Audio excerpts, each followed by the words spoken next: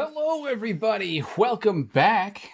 My God, feels like it's been forever, and it's only been 2 days. Welcome back, everybody. We have returned once again with Kenshi Sith Reborn. It's happening. It's happening, everybody. We're back. I haven't done Kenshi Sith Reborn in I think 3 streams. Because last Wednesday was a build stream, and then Thursday's obviously Elden Ring with Muffin. Yeah, so it's been a little bit. It's been a little while. It's been a little while. Couple days, like 5 days, I think, since the last one. So, but yeah. Yo, the new theory video rocked. Thank you so much. I put a lot of work into it. It's actually, unironically, it is probably my favorite theory that I've ever put together, and my favorite video that I've put together today. I think I like that one even more than I like my Hiver theory or any of that stuff. I think if I could pick one theory to be confirmed and to be true, I want it to be that one. I think it does nothing but add to the story, and I really enjoyed it. I enjoyed making it, and I'm really happy with how it turned out. Really happy with how it turned out. So, hopefully, it continues to garner some attention, because it firstly, it was a lot of work to put together, but also I'm just super proud of it. I'm proud of the script, proud of the theory, proud of like how the video itself turned out. I used a new editing software for the first time. I'm happy with it. I was trying to think of anything to debunk it since the podcast, and I've got nothing. Yeah, that was kind of the thing. So on the Elden Ring podcast last Thursday, I actually sat down and told the entire theory to Muffin as well, and his audience, because he was also streaming, and none of them had anything either. None of them had anything either. Made me feel like I was listening to Star Wars Theory with how it was. Loved it. Hell yeah. Hell yeah. I do enjoy me some Star Wars Theory. I do enjoy me some Star Wars Theory. I like a lot of his comic book retellings. Like when he's going through like the Vader comics and stuff. I like the voice acted, like dramatic retellings of the Vader comics. Really good stuff. A lot of his what if content too is really good. Always really enjoyed his what if content. Okay, well today, what are we gonna do today? You know what we're gonna do today? I'm gonna figure out where the hell the Arachne are based at, and I'm going to go moita loiter them, because we need to. Firstly, all of you guys get back to work. We need to start making the Arachne gear for our non-Sith, like our Sith assassins. I mean, Savage, are you? Yeah, you're working at peak efficiency there. That's good. Let's see if we have any research we can get done. I think we're light on ancient research materials, or advanced research materials, I mean. Hi, Hero. Hi, chat. What's going on, Ego? How are you? I hope all is well. I hope all is well. Meaning... Yeah, all right, we're making lightsabers. So Savage is making new lightsabers for everybody. He's making double-bladed ringed lightsabers for everybody. We need to figure out where the Arachne are based. I'm actually going to look up the Arachne mod, because I don't remember where they're at. That's something that I need to pay better attention to. The Arachne. No, not Iraq. The Arachne base. Because what is it? We get the armor. We get the armor by fighting Red Recluse. The Arachnids. There they are. Okay. Love slavery. Yada yada. Retractable hack blades. Interesting stuff. Their base is in the west part of Spider Plains. Oh, so I was actually pretty close to their base when we went down to the crater. I was actually pretty damn close to their base when we went down to the crater. That is both awesome and annoying. Okay, well then what I'm going to do is I'm going to send Darth Maul, Beep, and Darth Riku down there, and they are going to they're going to go get some stuff done. Hopefully, do they have space for everything? Oh, Beep's kind of loaded up on crap, isn't he? Beep is kind of loaded up on crap. Beep, what's the helmet look like for you? I can't remember. Oh, okay, it's just Revan's man. See, I don't want to give him the helmet though, because then he doesn't really look like Beep anymore. He just looks like a short Revan. Keep the helmet off of him. Keep the helmet off of him. I may actually, let's give the helmet to the Maul, question mark. Pretty cool. Horns kind of poke out a little bit. No. We'll stick with what we got. Okay. Well, fair enough. The three of you stop your jobs, and you guys are headed down to the Spider Plains. So what we're gonna do actually is we're gonna put them into the Fellowship. Darth Maul, Darth Riku, good to go. All right, to the Fellowship they go. So they're going straight down. They're going right down to the Spider Plains. So we're going to head down there. We're going to deal with the Arachne, and the three of them should be enough to take them down. I have full confidence in that. Beep is a blender, we know that. And then Maul is a little speed demon. A little speedy demon there. And we're just going to get rid of these weapons. We're not going to be using those. And yeah, we should be fine. Should be fine. Everybody else can stay at the base, defend the base. We shouldn't have any issues there. Should have no issues on that end. I've also got some more Kenshi Coliseum coming up here soon, too. I did a lot of stuff the last couple of days to get my my load order and my mods figured out in such a way where I can seamlessly switch between them without an issue. Hence, you know, I spent all weekend doing Kenshi Coliseum and the lore video, and then, you know, just switch back to Star Wars this evening. A big part of that is that I've managed to finally get my load order set up to where I can switch between them in a matter of minutes, which is super convenient and still maintain stability. So I have more Kenshi Coliseum on the way. My plan is that later this week, I'm actually going to sit down and record like try to get like 4 or 5 of them done if I can, and then I can produce them, you know, get them produced and get them put out semi regularly, you know, either weekly or every, or, you know, bi-weekly, and kind of go from there. But I think the Kenshi Coliseum stuff was really cool. I enjoyed it. It's a little bit more niche. Didn't get nearly, you know, it's not as nearly as popular as, say, like my my lore content and stuff, but theories take a long time to craft, and so in the in-between, I got to do other stuff. Plus, as we move closer and closer to Kenshi 2, and as we move, you know, longer in the timeline of Kenshi 1, it becomes more and more, not difficult, but like you have to really start to dig even harder for new theories and things like that. The one that I dropped today was one that hit me like a ton of bricks in the middle of the podcast, which honestly, of all the times to hit me on the podcast, was a pretty cool time to do it. So that was pretty cool. Hopefully we have a couple more of those, but not a couple more podcasts. We are having more podcasts. Couple more of me just having like a full-on lore breakthrough on the podcast. So, oh yeah. The one today was really good. Thank you. Yeah, no, it when it hit me on the podcast what was going on, it was wild. It was a wild one, that's for sure. Shit. Hold on, I gotta pop back here real fast. I love all your theories. Thank you so much. I am glad that you enjoy them. All right, so we need to lock and unlock. We need to lock that door and close that door. That's a big one. Did you get healed up? Yeah, you guys healed each other up. Cool. We need to close this door, and we're gonna go from there. Whoa, who are we shooting at? Oh, cannibals. We're just blasting cannibals. Just absolutely blasting cannibals.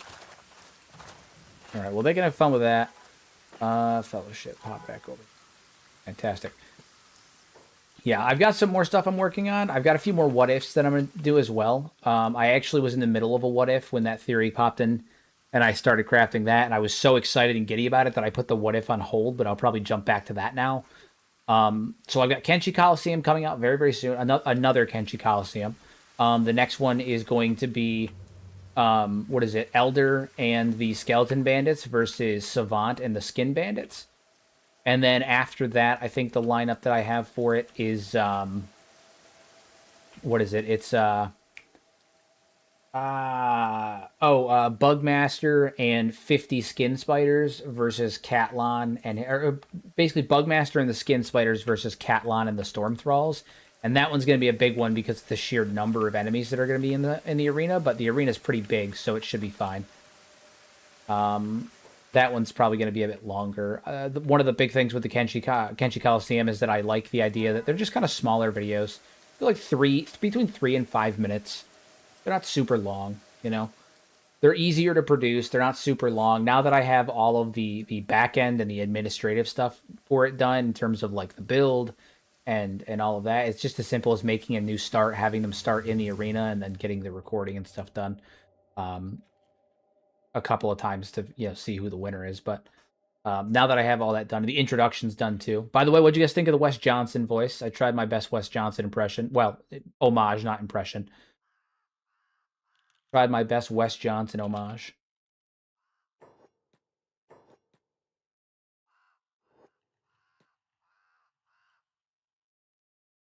I'm looking forward to seeing them. Thank you. Thank you.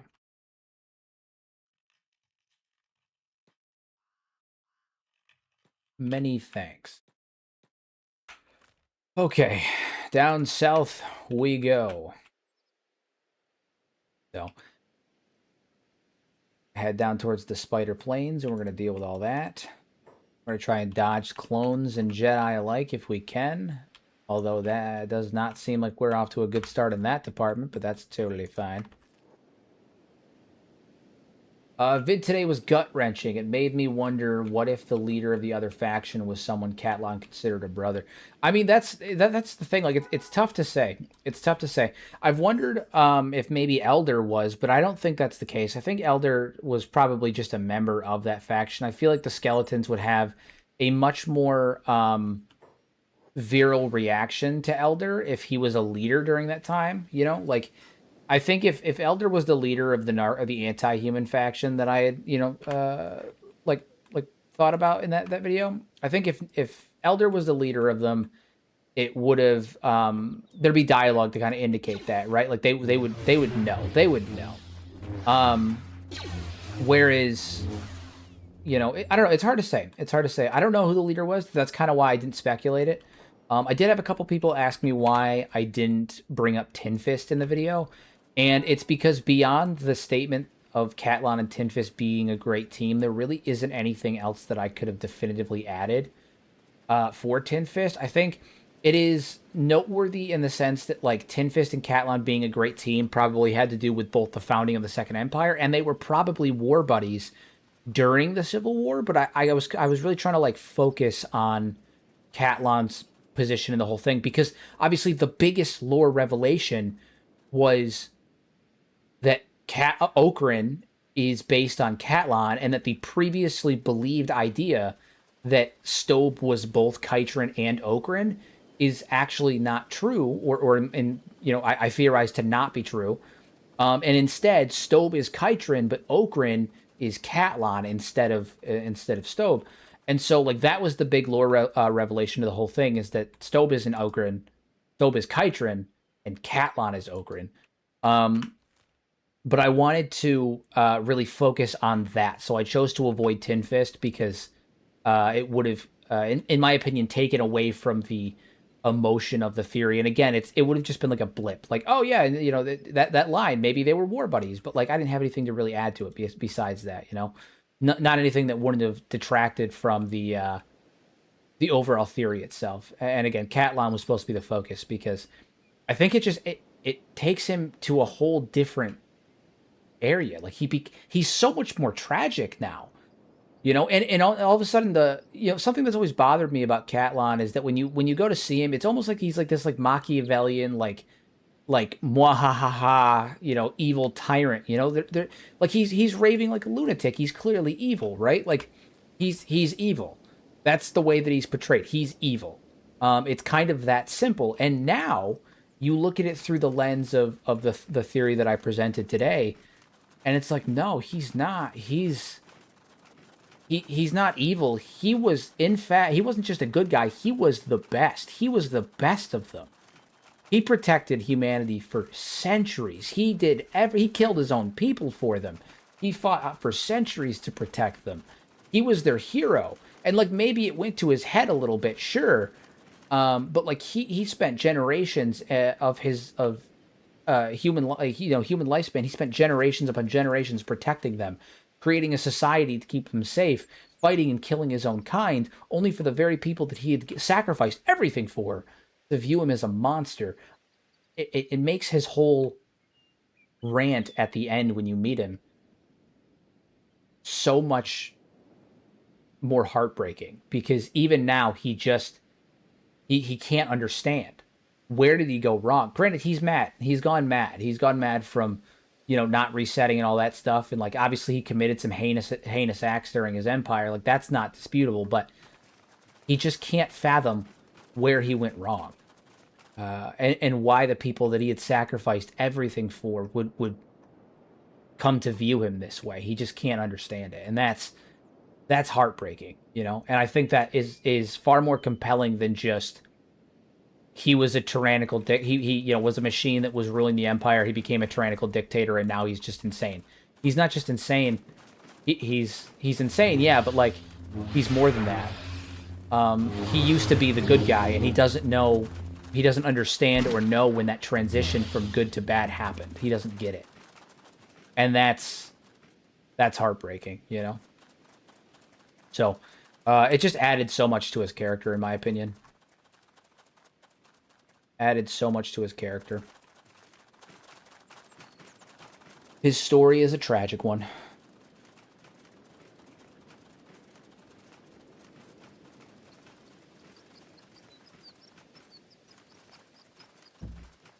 I was talking to Muffin about it last week, and he brought up a point that like a lot of times when you hear a theory, it's good to kind of look at the theory once it's like put together and everything, and really like ask yourself, what does this add to the narrative?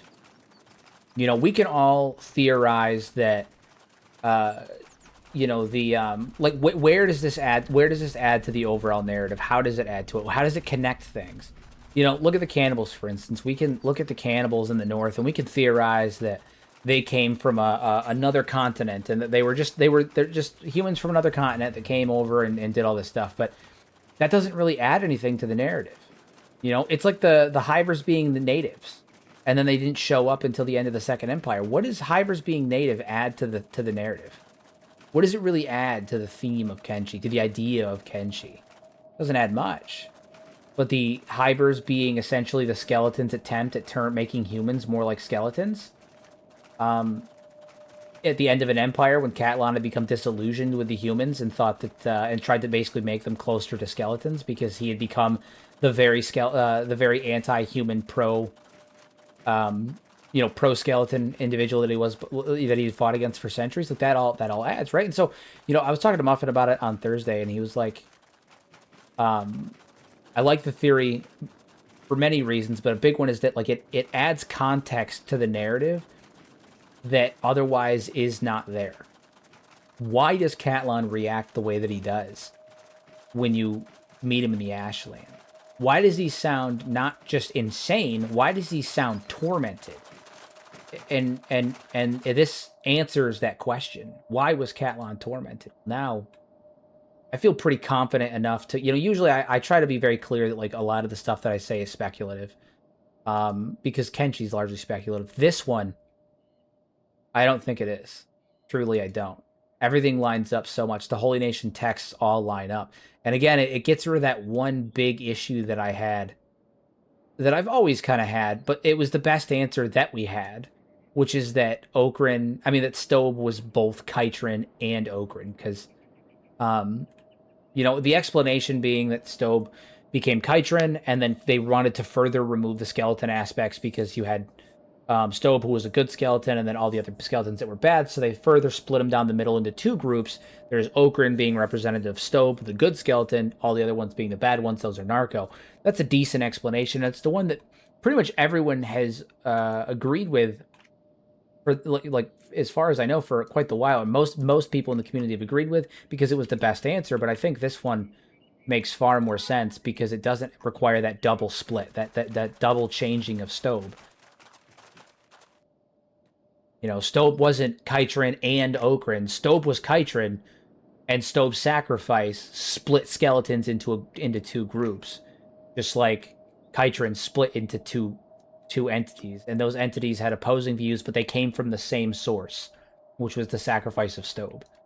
And again, you know, that would also, it also explains one of the age-old questions, which is why Catlan was their leader. Why was he their hero? They say in every time they talk about him, they talk to him with such reverence. Why was Catlan their hero? What did he do to earn that title? Like, he must have done something big for every skeleton to view him as, or almost every skeleton to view him, even in the modern day, even post tyranny, even post like post Second Empire, they still look at him with such reverence. He must have done something truly great that even after everything he did in the Second Empire, even after the fall, he still was viewed with a level of reverence, sorrow and pity and guilt and shame, but reverence. And the answer is that Catlan really was the hero. At least for a time, he was the hero of humanity. Good evening, hero, and all associated mad lads. Lore video today was dope as fuck. Thank you. We're actually kind of dipping into that a little bit right now, and I'm kind of I don't know what the word for it would be. I'm kind of like expounding on the theory a bit more. Like I'm talking about it a bit more, and kind of like my thought process behind it, and all of that stuff. Because it's gone incredibly well. It's been actually like gone very, very well. I think the only video that I've had go this well in recent years was like in the last couple of like long form uploads that have gotten this many views this quickly was when I did the what was it? What if the rebel farmers win? That one really popped off. That one got like 30,000 views in like a couple days, like 2 days. I remember I was on vacation. My wife, my kids, myself, and a bunch of our friends had all like gone in and rented a lake house for a couple of days. It was like the end of August, and I uploaded the video the morning that we left. And by the time we got to the lake house, which was only like an hour and a half, 2 hour drive. By the time we had gotten to the lake house, it had already like had like 6,000 views. Or something like that, or something like that. No, it was what happened was I woke up the next day and it was sitting at like 12,000 views. When I had gone to bed, it was sitting at like 1,500. It was just wild. It was a wild leech, and this one's been doing almost just as good. I think it's trailing right behind it. So that's been really cool. I'm glad people enjoyed it, because this is genuinely, I think, my favorite theory I've ever come up with. My favorite theory I've ever put together. And the one, if you were to ask me right now what theory I hope is true more than any other, it's not my Hivers. It's not my theories on the skeletons. It's not any of the stuff. It's this one. The Age of Chaos, Catlan as Okrin, Skeleton Civil War. Like, if you had to ask me anything, that's the one that I think I'm the most proud of right now. I was so giddy to talk about it after the podcast that I wrote a script and recorded it like by the next day. Like that day after we hopped off the podcast, I immediately started writing the script for it. I had to get it out immediately. So, but that's the joy of the podcast, because if we weren't doing the Tank Vault podcast, if you guys weren't listening to me and Pedastrophia babble about Kenshi related stuff, that theory probably never would have happened. I'm a level with you. It probably never would have happened. So I'm really excited about it. Hopefully I get some more breakthroughs in the pod like that. Next episode, we're talking about the Second Empire, so we'll see what happens. Maybe examining the Second Empire in this new light, now that we, have kind of pieced this situation together with Catlan and all that stuff. We'll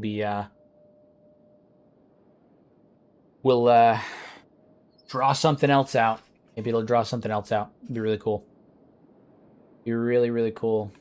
Some good theory crafting on the pods. Yeah, we're Pedro and I are enjoying it. Speaking of which, I have to get off my ass and get to episode 4 on Spotify. I've been dragging my feet. I should have done it the other day, and I just got distracted after everything else. So I got to get that episode up on Spotify. They're currently behind an episode. And that's not fair for our folks on Spotify. They make up like, I think 30%, 30 or 40% of our audience. The theory about the Bugmaster teeth blew my mind. Yeah, it's the Bugmaster's teeth was another one that I thought was really cool. That one I came up with during the dwarf playthrough, so like 2-ish months ago. I've talked about it a few times, but yeah, I had to come up with a reason specifically why the Bugmaster would live 1,000 years, because I'd come up with the Hybrid theory and the Bugmaster theory originally. I think like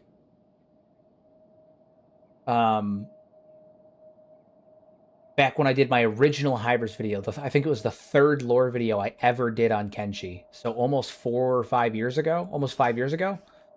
3rd lore video I ever did on Kenshi. And the Bugmaster was in that theory. But, one question I've always gotten, which was, how did he live for that long? And I've always said, like, if he can genetically engineer the Hybrids and he can genetically engineer the Shek, altering his own DNA to halt the aging process is child's play. But I didn't come up with the like figure out what the specifics are or how it would be feasible down to like a scientific level until a couple of months ago when people kept asking me about it on stream. I hadn't like really thought about the full process, and then it dawned on me one day when we were doing the dwarf stream that like, oh dude, there's fucking crabs everywhere. There's crabs everywhere. So it all kind of came together. All kind of came together. And the crabs in Kenshi don't seem to suffer from the same problem that crabs in real on Earth suffer from. Crabs are friends. Crabs are friend, Dragon. Crabs are friend. Crabs are friends. Crabs are friends, not food.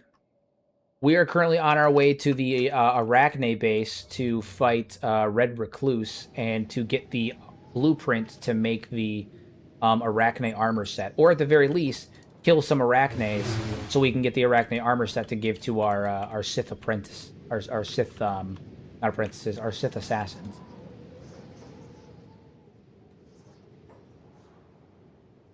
Gotta get some stuff for the Sith assassins. I'd like to be able to make my own, so.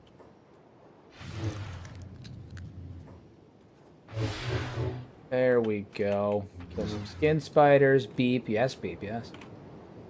Alright, so Western Spider Plains is where they are. We don't know exactly where in the Western Spider Plains, but we know that they are in the Western Spider Plains. Lobsters are friends in hot dog shape, and crabs are friends in burger shape. 2 things that I love. Lobster and Berbers. 3 things. Friends. I do like friends.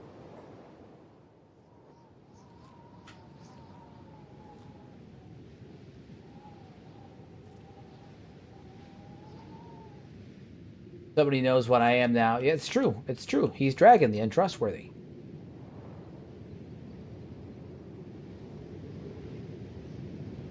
It's truth. Can confirm I was there.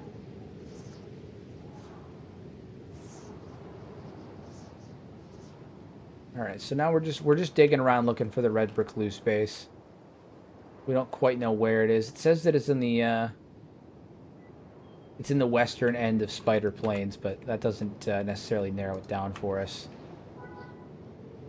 We should send Beep, Maul, and Riku after the Bugmaster while we're out here. Do you think the 3 of them could take the Bugmaster? What do you think the odds are of that? What do you think the odds are the 3 of them could make it all the way to the Bugmaster and take him down? Considering he's a Jedi now, but we don't know how strong he is, and we don't know what his defenses are, but I think he's still just training bugs, but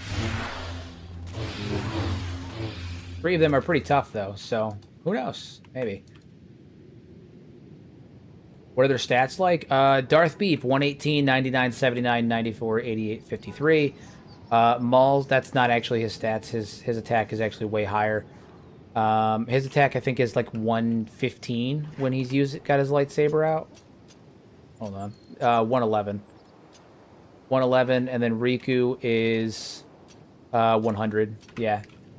I mean, they're pretty up there. They're pretty beefy at this point. So three Sith with stats in the 11 and pretty decent gear considering Beep is rocking Revan's armor. Could probably get him if you clear his speeders.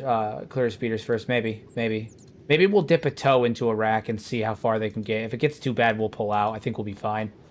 Beep and Beep's taken worse, and it's not like they have blasters, right? Like we're fighting skin spiders. The biggest issue that we run into is when we're fighting hordes of other Jedi, or if we're fighting large amounts of blasters. Fighting creatures in melee is never really an issue for these three. So I think that if we run in there, as long as we're fighting just like skin spiders, we should be relatively fine. We should be relatively fine. Alrighty, let's take a peek. Let's go dip a toe into a rack. And then eventually, like I said, we gotta deal with the Red Recluse thing. But I don't know where she is.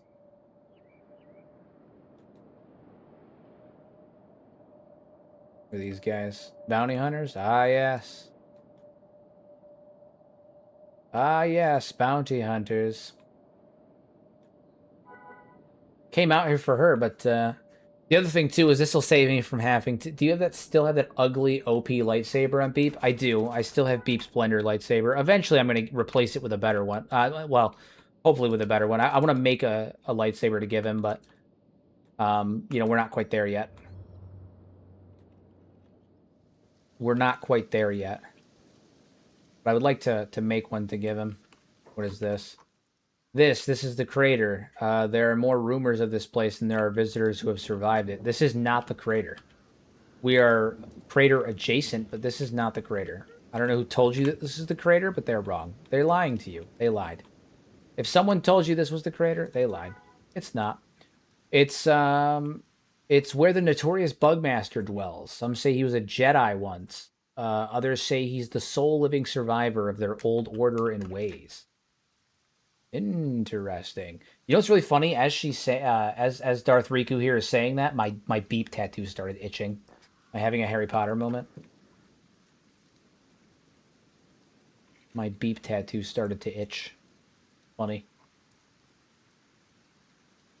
One thing's for certain, he ain't welcoming the guest. Fair. I can hardly blame him.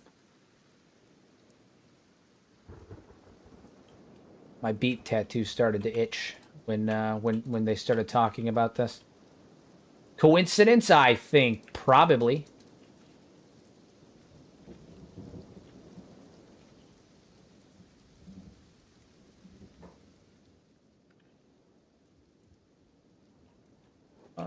We're headed up there. Honestly, we just went around the right side. We kind of just skipped the big hordes of skin spiders. We may be able to just run in there and deal with them. Take out the skin spiders in the lower level and then run in and deal with them. I do feel, based on everything going on, that this playthrough is going to only last a couple more episodes, and then we'll move on to the next one. The next one, I'm going to do a bit of a challenge run, and I'm very excited about it. I think it's going to be really cool. I'm going to do a bit of a challenge run, and I'm quite hype. Quite hype. The hype is quite. Dodge the fucking armada of skin spiders. My god. There was a lot. There was a lot of them. There was a fucking lot of them. That would have actually been annoying to deal with. That's like an army. That is a big army of skin spiders. I will take a hard fucking pass on that. All right.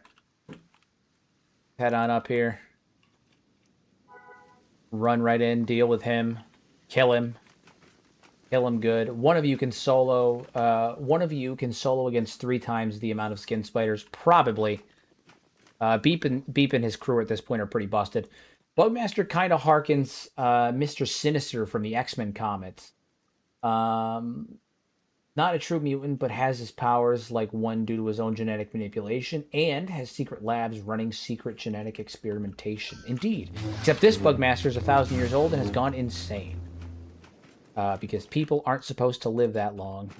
Alright, let's see what we're dealing with. Let's pop on up there. So, Bugmaster. Okay, so he's wearing Jedi attire. He is wearing Jedi attire. He is, in fact, a Jedi. He looks like fucking Qui-Gon. Is it Qui-Gon? Bugmaster's Qui-Gon confirmed? Question mark. Bugmaster's Qui-Gon Jinn confirmed? Question mark. Watch us kill him, and he has the lightsaber of Qui-Gon Jinn. I will literally piss myself. I will literally die if it's Qui-Gon. Bugmaster is Qui-Gon confirmed. It looks like Qui-Gon. Yeah, Qui-Gon Bugman. Qui-Gon Jinn Bugman. Alright, we'll deal with these fools down here. Carve and cleave, carve and cleave. So here's the plan. We're going to send our 3 guys up there. And I'm going to have them fight him one at a time. I don't want anyone else getting involved. We're going to have Riku jump in first because she is, of the 3 of them, my least favorite. Have you taken any damage? No, we didn't. Not even a little bit. Riku's going to try and fight Bugmaster one-on-one. His stats are pretty damn good. He's got 111. His stats are comparable to Riku's. Actually, his stats are a little better than hers, but she has better equipment, so we're going to see what happens. Silly. It is silly. It is silly how ridiculously busted we've become. All right, we're going to have her try to one-on-one him. Oh, okay. She's taking a bit of a beating. She's taking a bit of a beating. How's she doing now that she's not staggered?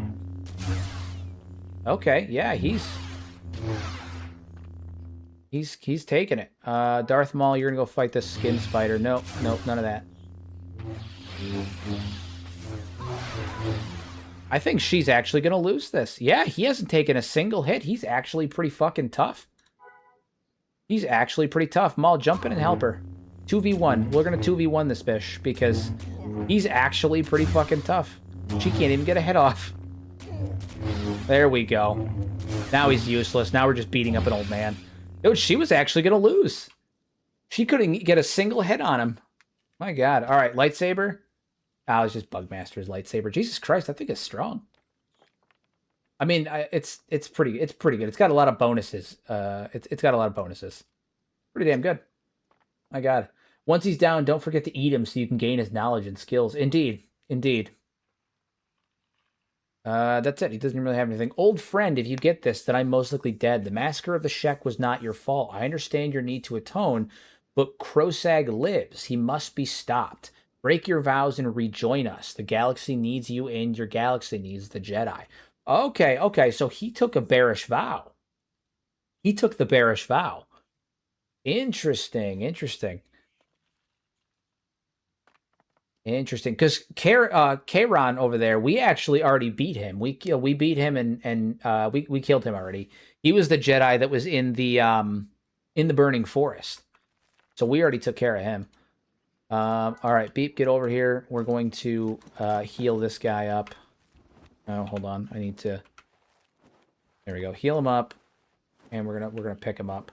Easy work. That's what I'm saying. Easy work indeed. Easy work indeed. What's not going to be easy work is when we take out the Jedi. That's going to be a tough one. That's like when we actually take out the Jedi village. That one's going to be a tough one. I think I'm going to switch his busted lightsaber for this one. The attack bonus is higher, a little bit less damage, but higher attack bonus, less armor pen, but it gives him a bonus against humans and Shek and all of that stuff. So he does have a bonus against a bunch of and robots. So he's got a big bonus against a lot of those things. Jedi Master Barish Sylvain. Interesting. Yeah. So he did in fact take the Barish vow. Interesting. That's cool. Well, I like the idea of Beep having a purple lightsaber right now anyway. Better than the yellow one. That's still a damn fine saber. Yeah, it's still a really good one. Still a really, really good one. I'm for it. I'm for it.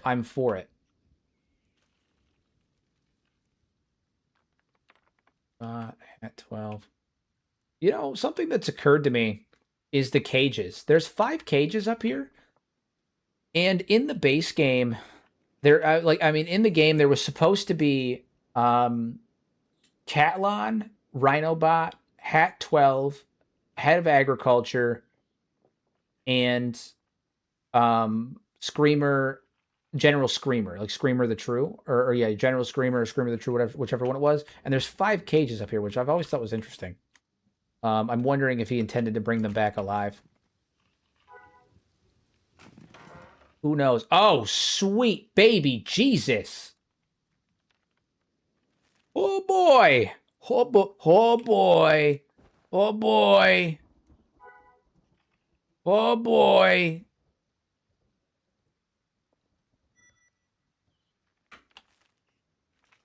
At least there's no more teeth. That's fair, but like I said, I needed advanced schematics, so I just found every advanced schematic I'm ever going to need. I will never go through all of this. What the fuck? What the fuck?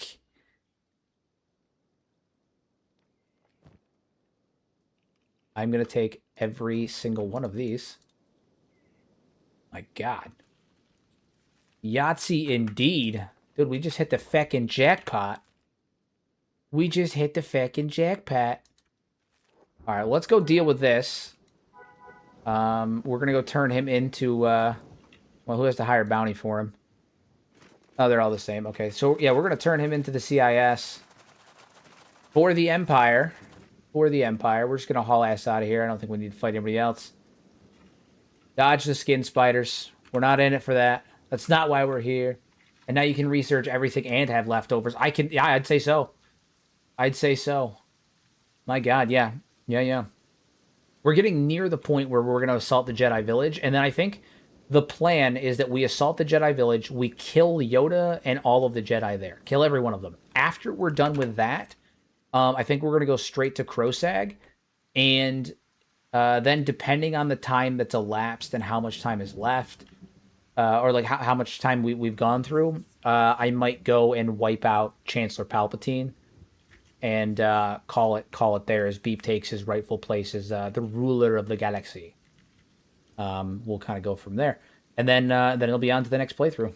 On to the next playthrough. Which I'm excited about. I am quite excited about.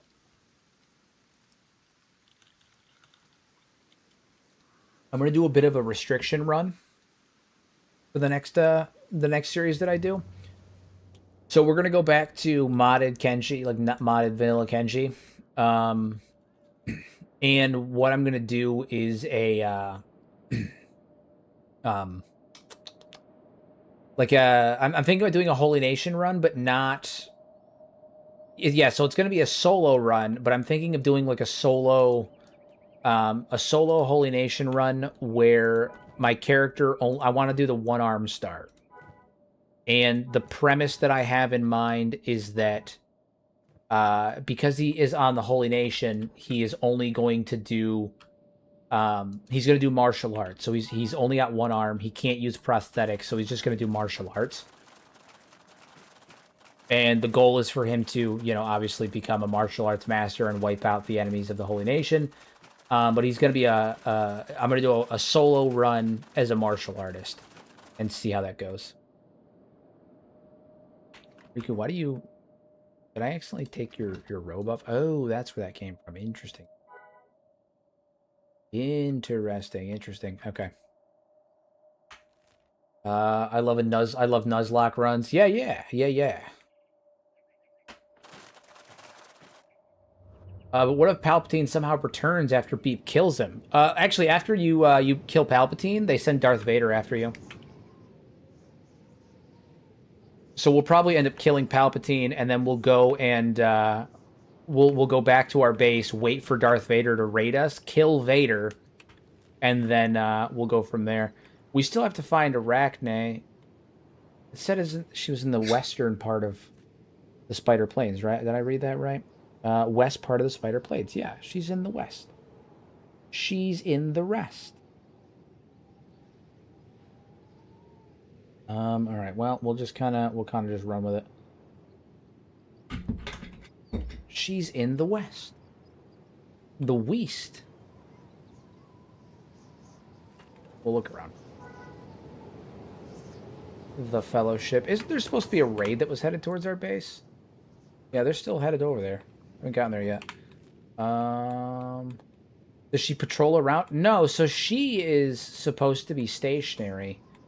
Have they gotten to our base yet? No, they're just standing there. Oh, you know what it is? They're waiting for our gate to open. So our gate's not currently open. And so they won't try to head towards us until the gate opens up.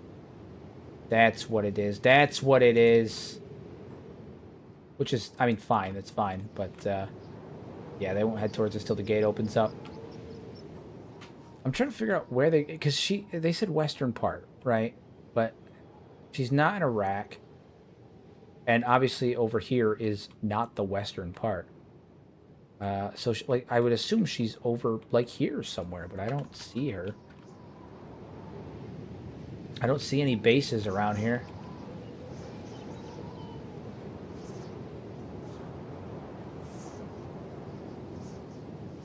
No, I don't know. No, now we're in the Sten Desert.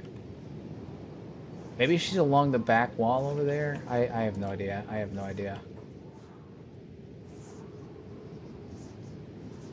I also haven't seen any of their patrols around. I honestly don't get how people can genuinely think Palpatine is the strongest Sith to ever live. Like, he's so weak in general, it baffles me. I don't know if I would agree with you on that. I don't think he's the strongest Sith to ever live, but I don't think he's weak by any means. He's a master of every form of lightsaber combat. He is incredibly fast. Fast enough that he was able to compete with Yoda in terms of sheer speed, and Yoda's entire combat style was purely offensive, and he still managed to keep up with him. The scene in the office where he kills Kit Fisto and the other two Jedi Masters, who I don't really give a shit about, you know, obviously in the movie it was done poorly, and so it just kind of looks like he runs over and pokes him. In the novelization of it and in the comics and stuff, the reality is that the scene was supposed to show him moving so incredibly fast that the three Jedi Masters could not react. He moved faster than the three of them could even react, which is nuts. The only reason that Mace was able to beat him in a one-on-one was because of Vapat. Mace was perfectly designed to beat him. And then if you go into Legends comics, it gets even more dramatic because in Legends comics, his lightning was so strong, he could take out entire fleets of Star Destroyers with his lightning. He was quite literally the culmination of thousands upon thousands of years of like the Sith Order. I mean, he was a big fucking deal. The only Sith that I think truly competes with him in terms of raw power, would have been someone along the lines of like Darth Tenebris, or Vitiate. I mean, well, I guess Tenebris was his original name, then Vitiate or Valkyria, but like that, those three were crazy, and the three of them are not Legends. Like the Emperor is not Legends. That's canon. Not the Emperor is an Emperor Palpatine. The Emperor from the Old Republic. I'm pretty sure he's canon, and so he was a fucking animal. That dude ate planets for fun, could body swap when he needed to, and same deal. His lightning was strong enough to drop like whole Star Destroyers. Whole fleets of Star Destroyers. I mean, the dude was an absolute animal. And, you know, I guess in terms of military might, he also had control of the Eternal Fleet. So there's that. But that's, you know, neither here nor there. We're not really talking about that. But now, would I say that the Palpatine was the greatest Sith ever? No. Strongest Sith ever? Still probably no, but he's definitely top three. Definitely top three. I don't think that's something that can be denied. Which is why I don't understand why people say Starkiller is OP. Because in comparatively to all right, so Starkiller compared to the feats of the Force that we saw in a lot of the canon materials currently, Starkiller is pretty fucking busted. You know, even in the Vader comics, Vader, who is incredibly powerful, incredibly dangerous, you know, incredibly strong in general, Vader didn't do a lot of the feats that Starkiller did in the way that he did it. I mean, Starkiller was kind of an animal. Top three, no. Top five, maybe. I disagree. But that's okay. You're entitled to your opinion. You are allowed to be as wrong as you want. I jest, but no, it's cool. No, I think that he's top three. Truly, I do. I truly think he's top three. Dude was a master of every form of lightsaber combat. I mean, he was incredibly versatile, both in terms of lightsaber combat and in terms of like the Force. He was able to keep up physically with people like Yoda. He was able to Yeah, he was an animal. The dude was a fucking animal. The dude was an absolute animal. Um, and his Force Lightning, this is confirmed. His Force Lightning is the most volatile and dangerous Force Lightning in Star Wars, next to maybe the Sun. Now, mind you, when I say top 3 Sith, I'm not including the Sun is not a Sith.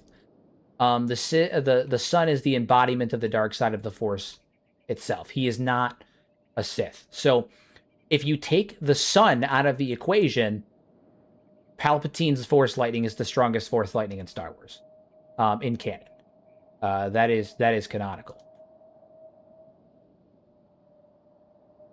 It's a whole thing. Palpatine is what happens if you take all of your skill points and pour them into Arcane. Nah, Vader is strong force-wise, but he's a duelist. He's mid. Vader was about 80% as strong as Palpatine in terms of the Force because he had lost most of his midichlorians and whatnot when he had his limbs chopped off and his skin was burned off. Vader was about 80% of Palpatine. He probably could have gone farther. Palpatine actually makes mention in the official Vader comics that a lot of Vader's, like, what was holding Vader back had nothing to do with his midichlorians or his cybernetic replacement. His a lot of what was holding him back was a combination. It was all mental blocks. Even his suit, while it was incredibly non-advantageous to him and caused him a lot of issues, obviously, the suit also fueled his anger because he was in constant pain and all of that. However, like I said, Palpatine theorized and told Vader at one point that most of his power loss is the byproduct of mental block. It's not. It wasn't because of the midichlorians, though. You know, that could just be something that Palpatine was saying because he's kind of a dick, kind of a dick. So. He didn't. We should all know that medallions are stored in the balls. Trust. Yeah, it's true. Midichlorians are in fact stored in the nads. Everyone knows that. Everyone knows that. Everybody knows that.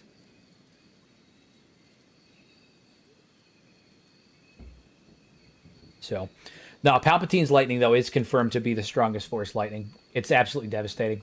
Absolutely devastating. To the point where the what is it? Luke in the canon comics, after suffering from Palpatine's Force lightning at the end of Return of the Jedi, he suffered injuries, like internal injuries and whatnot, from that event for the rest of his life. Like Palpatine's Force lightning, those couple of seconds or minute of Force lightning that he endured caused him issues for his entire life. It caused him debilitating issues for the rest of his life. Palpatine's Force lightning cannot be understated in terms of raw strength. It was devastating.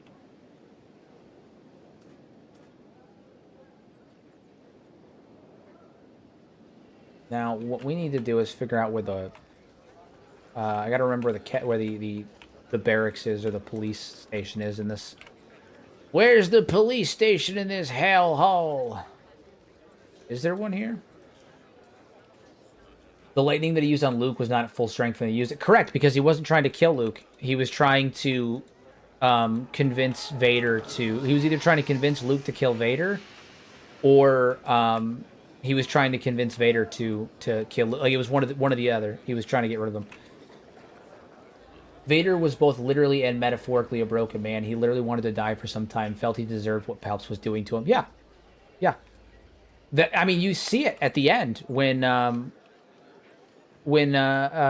they're headed up on the headed up towards the second Death Star, you see it at the end when Luke tries to convince him that to be a Jedi again. He's like, it's too late for me, son. Like it's done. He already he felt that it was over. I mean, there was no redeeming him. He had, for 20 years, he had hunted down and killed dozens, hundreds of Jedi. He was a monster. Look at everything he had done. Look at everything he had done. Try to make a game start where you have no arms and a an economy leg. It's not that difficult to do. Ah, my eye. I don't think there is a barracks here. Let's check in the Federation head here. Romer. Yeah, I don't think they have barracks. Yeah, they don't. They don't. Okay, well, we're gonna have to go to Stout and Stack instead. I mean, put the Stack, turn him in there. Collect our fortune. To be fair, he did deserve it. That's true. Oh well, he kind of did exactly what he was supposed to do. He did exactly what he was supposed to do. You know,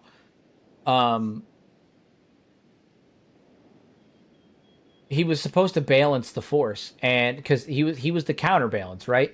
Palpatine and Plagueis had decided to try and manipulate the dark side of the Force directly in some dark side ritual, and the Force snapped back, right? Like, people think that Palpatine and Plagueis created Anakin. That's not what happened. They used the dark side of the Force, and they were trying to manipulate the midichlorians directly, and the midichlorians said, fuck you, and they made Anakin to fix it.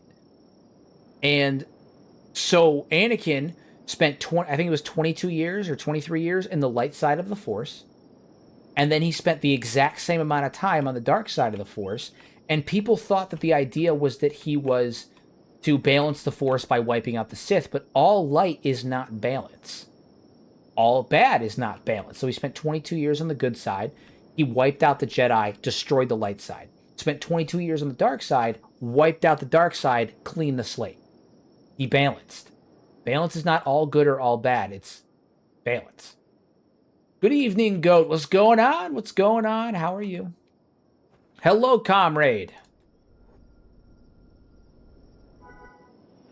Yeah, balance is balance. It's not all good or all bad. Which, like, is kind of the hubris of the Jedi. Like, how fucking stupid of them to be like, he's gonna bring balance to the Force. That means that he's gonna eliminate the bad guys. I'm like, that's... Balance is a matter of perspective to the individual, but when you're talking about balance that's derived by a natural force, it's not a matter of perspective. It's balance, right? Like, balance to me versus balance to somebody else is a complete matter of, is a subjective truth, right? It's up to the individual. But when you're talking about balance on a natural level, where the universe itself is saying no, it's balance, I don't know how those absolute fucking brain dead morons had such ego that they were like, balance means getting rid of the dark side. Why do you think that's balance? That's not balance, right? That's not balance at all. That's not balance at all. Balance the Force means wipe out everything. Balance the Force means wipe out everything and clean the slate. The Jedi had become corrupted. Even though they were the embodiment of the light side, they had become blind, lazy, and corrupted. Get rid of them. Start over. Easy, easy. The dark side had, become incredibly unbalanced and strong. Wipe them out. Try again. Sorry. Goodbye.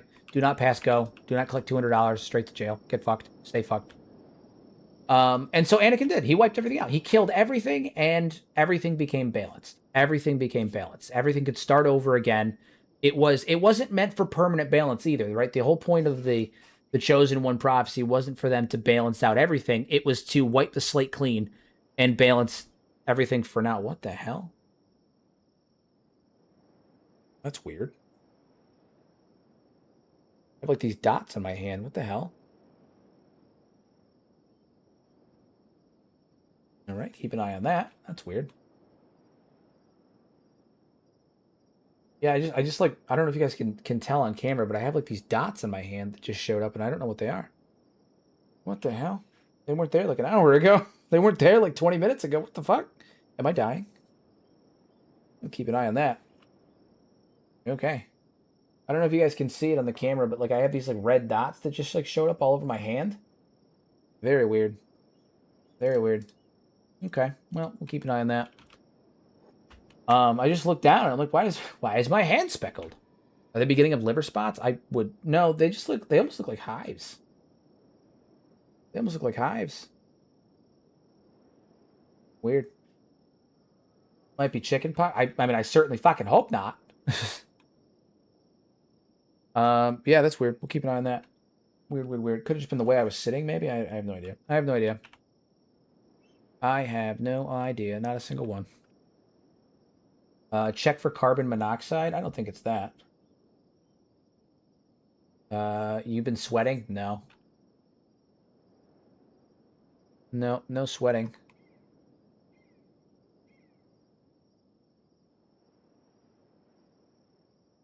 No sweating. Alright. Back to Kenshi. We'll keep an eye on it.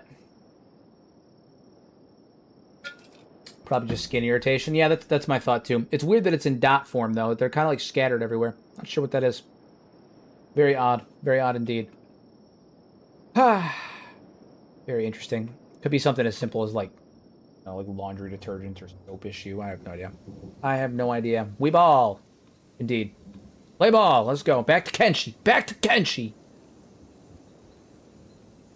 Oh, right. All right, so we're headed back down to...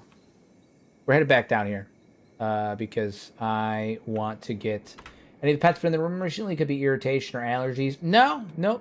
My dogs usually stay generally out of my office these days. They don't come down here that much. Even still, I have no real allergy or irritation to my dogs or anything like that.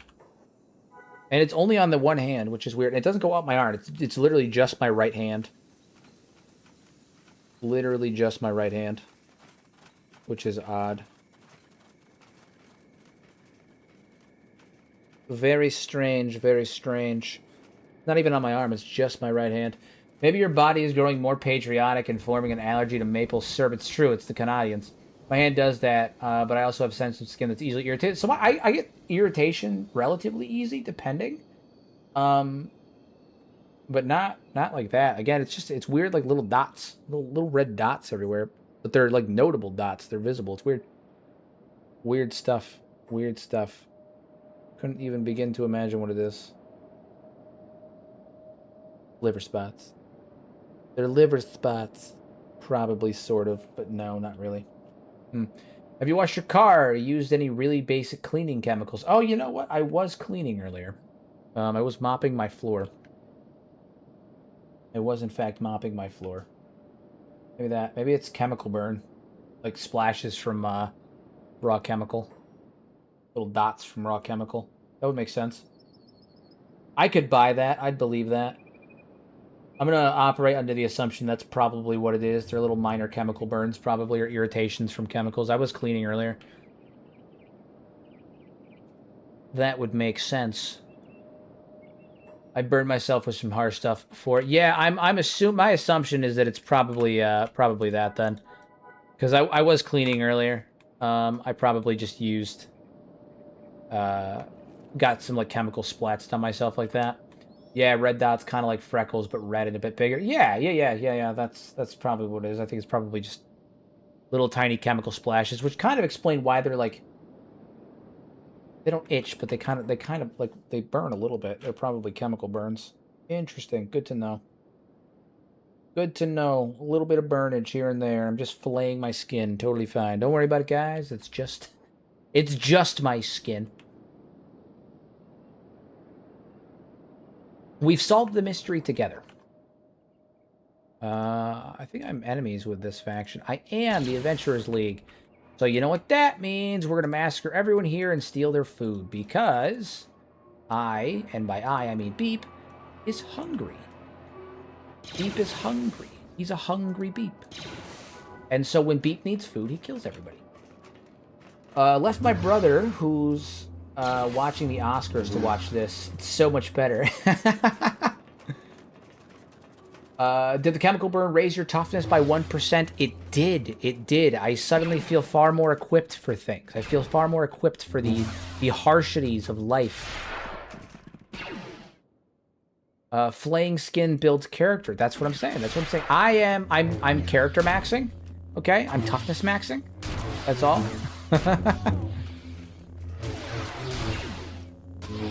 When a Sith walks into a bar, everyone dies.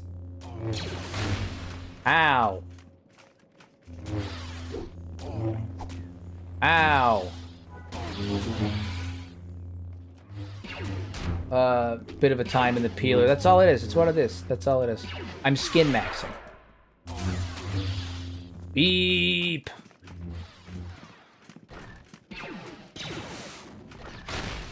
Beep's just running around in his Darth Revan cosplay, just absolutely styling on these fools. Styling on them.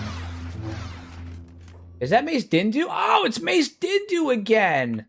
Ah, Mace Dindu. Mace Dindu's about to get moiter-loitered a second time. Apparently he survived the first time. Unacceptable. Let's deal with that, Mace Dindu. Get up. Fight me. Fight me, you coward.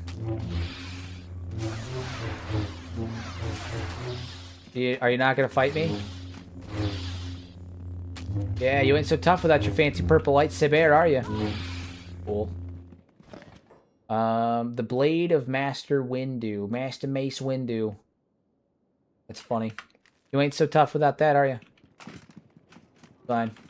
It's fine. What are you guys doing? Yeah, this is... We literally came here just because we needed food. That's how petty we are. We just killed everyone for the sake of getting a meal.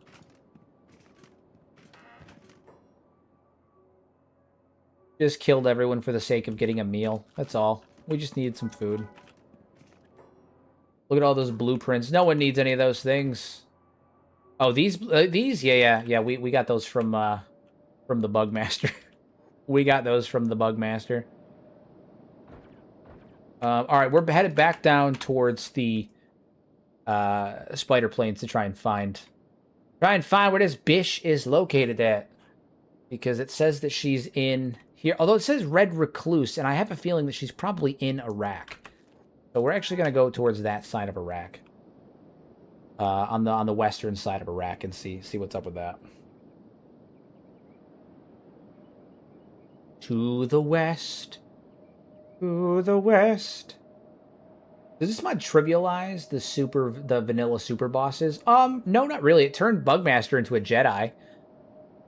He was actually a really tough Jedi. I had Darth Riku fighting him one-on-one, and he was actually going to kill her and probably not take a single hit. The only reason we won is because we doubled up on him with Maul. And Riku's got stats that are in the high 90s, low hundreds. Like, she was killing it. Bugmaster was going one-on-one with her. And is a Force user, too. So if, like, I went up there with a squad with non-Sith, like, Force users, and when I went up there with, like, 5, 10 gunners, he probably would have killed all of us. He probably could take out 10 or 11 gunners without an issue.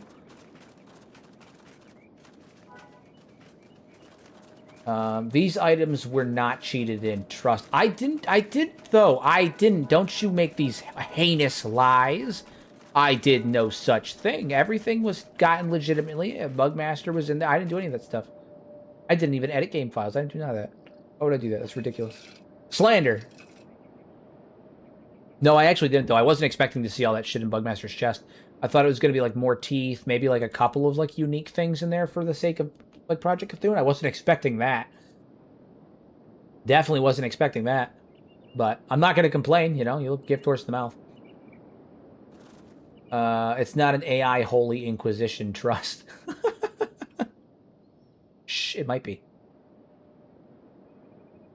There's several hours of footage proving bro got it legit. Do not slander. Yeah! Yeah! What's next? You're going to accuse him of being a Holy Nation apologist? Why not? A bunch of other people do. Other people do. Although at this point, I'm probably more of a Catlot apologist. I'm not even a Catlot apologist. I just find pity in the situation. But, yeah. No, at this, why not? Everybody else does. I say everybody. People who don't watch my content accuse me of being a Holy Nation apologist. I'm being called. See you later. See you later, Dragon. Thank you for popping in, my friend. Thank you for popping in. Yeah, people who don't watch my content accuse me of being a Holy Nation apologist. The irony. The irony. The irony being that if they watched my content, they would know that I'm literally the complete opposite. If anything, I'm very critical of them. At work right now. I'll pull up with my crew for your next stream. Add me on Discord. Oh, okay, all right.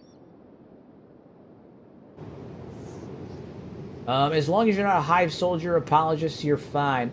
You know what's fucked up, though, Logic? I like the Hive Soldiers. I do. I think the Hive Soldiers are cool. I like them, okay? I know that they're not very good,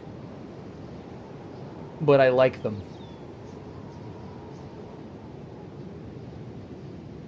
They're an interesting creature to me. You know who I don't like? I don't really like the Hive Princes. I don't really like the Hive Princes. No, I do not. The Chad Holy Nation versus the Virgin Shet Kingdom. Easy holy dub. I mean, in fairness, I don't think many people wouldn't be able to take out the Shet Kingdom in their current state. They're divided and crippled, so... They are divided and crippled.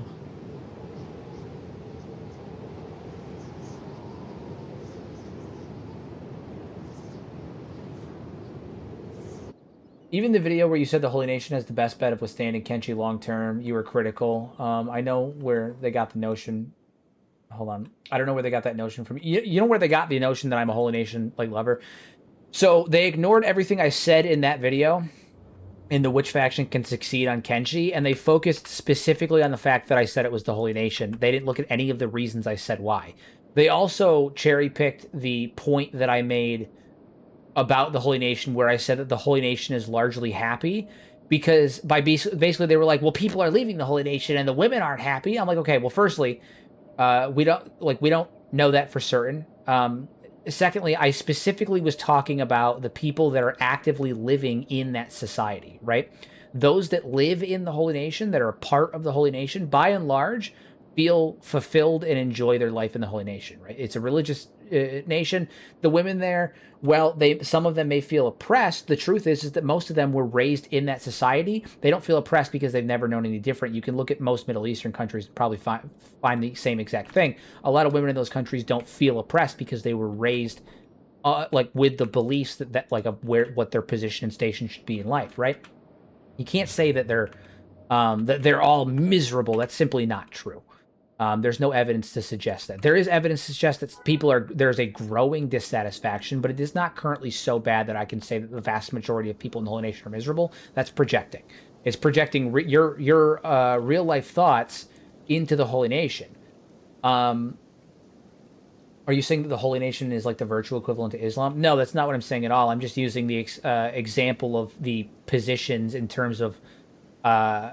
I'm just using a cultural comparison in one nation where women are typically viewed as inferior to men and are forced to be relatively subservient to men on a cultural standpoint, not a religious standpoint, but a cultural standpoint, versus the Holy Nation, because it was something that was brought up in the video to basically act as a counterpoint to my statement that most people in the Holy Nation are happy, by basically saying, well, the people are oppressed, the women aren't happy. But the truth is that in a lot of countries where you're raised to believe that that is how things are supposed to be, and you've never known an alternative, you would likely believe that you're happy, whether it's true and genuine or a Stockholm syndrome or not. You think that that's what life is, right? If you're raised your entire life believing this is how things are and this is how everything is, this is the right way to be, this is the culture I grew up in, then that's how you're going to behave, and you're going to be okay with it for the most part, because that's your world, right? That's my point.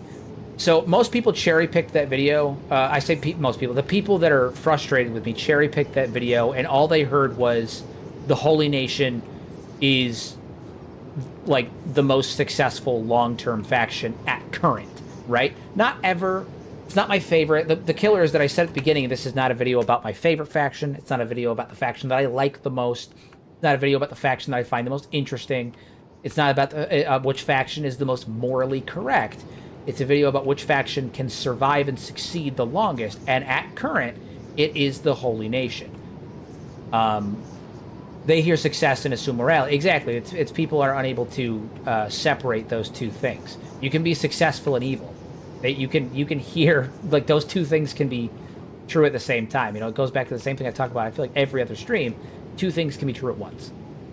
The other reason that some people think I'm a Holy Nation apologist and all that stuff, and that I'm like some kind of weird guy, is because of my video speculating on why the Holy Nation hates women, which was where I talked about how the Shek potentially were created by experimentating on the unaware women of the cult and altering the genes of the fetuses in the cult, because when you're doing any kind of genetic manipulation, like the manipulation that would have been done to make the Shek, You do it on unborn kids because designer babies are a thing that we have in real life based on CRISPR and stuff like that. Like designer babies are a real idea.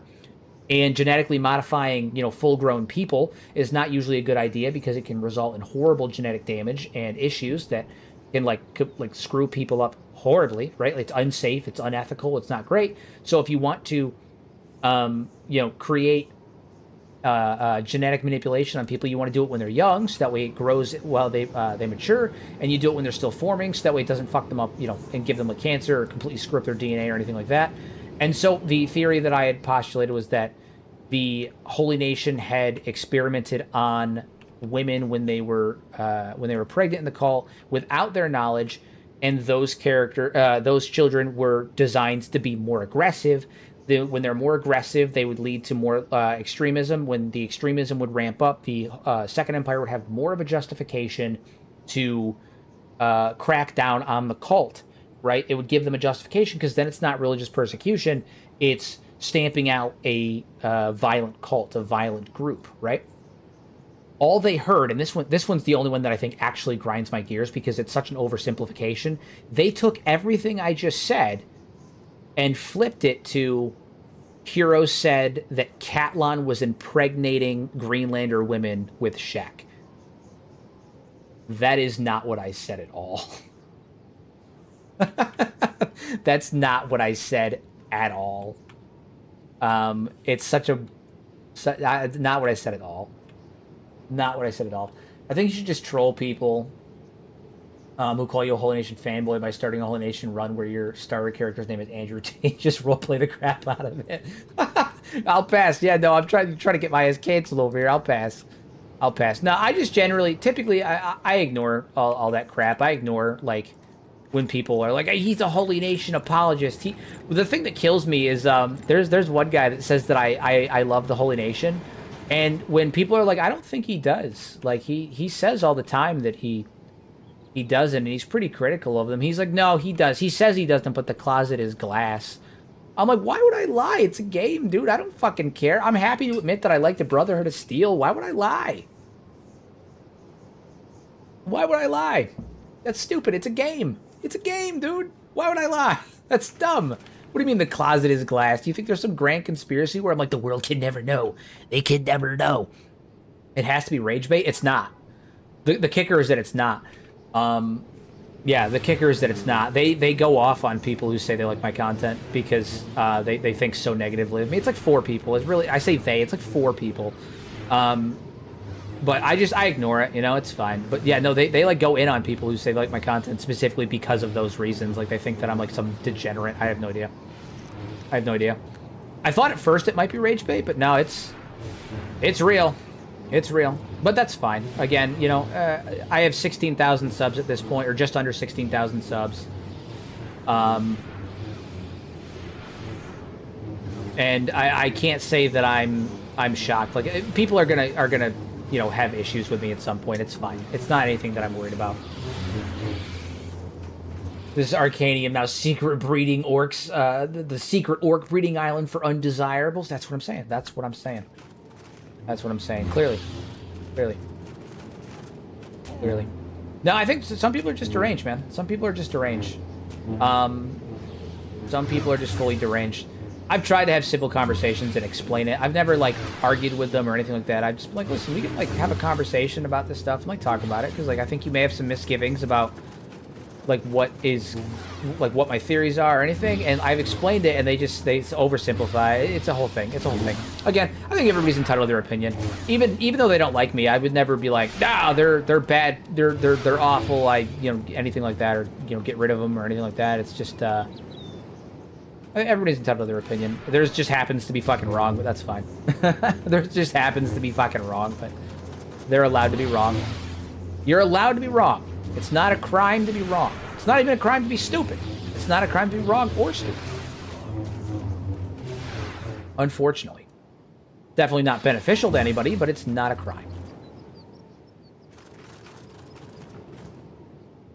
Alright, Red Recluse's Iron Coat, the Armored Coat. Alright, so we're going to give, I think, Red Recluse's armor, actually, to Savage, because Savage is one of our big is one of our big Jedi, the Strange Blood Fighter Spider Fang. We need that. We need that. That's what we need to craft this gear. That's what we need to craft this here gear.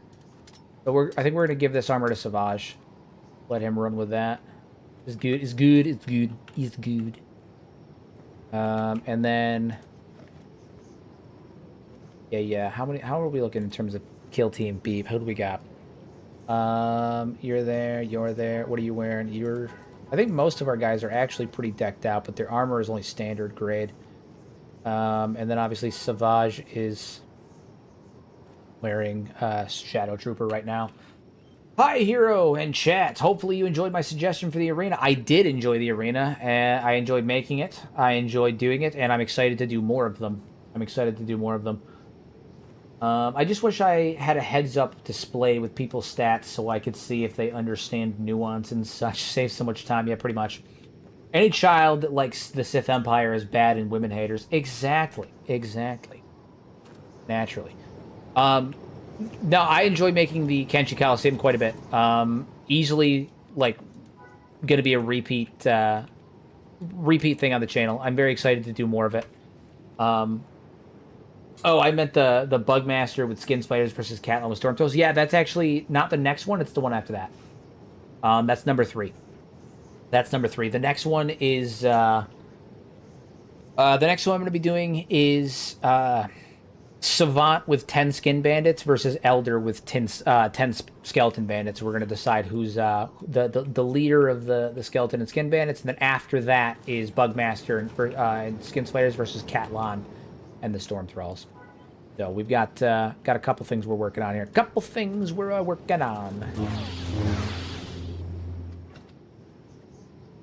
You're really good. Hell yeah.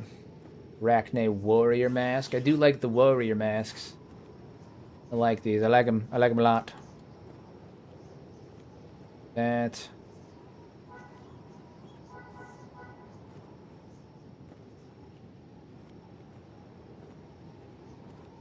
Oh man. What is it? If you play Arcanium, the Steamworks of Magic Obscure, but it's so old now. It's so hard to get into gameplay wise. My money's on the Skin Bandits. My money's in Skin Bandits too, but we'll find out. I run each simulation 5 times, I mean, and then I take the first to 3 victories. Obviously,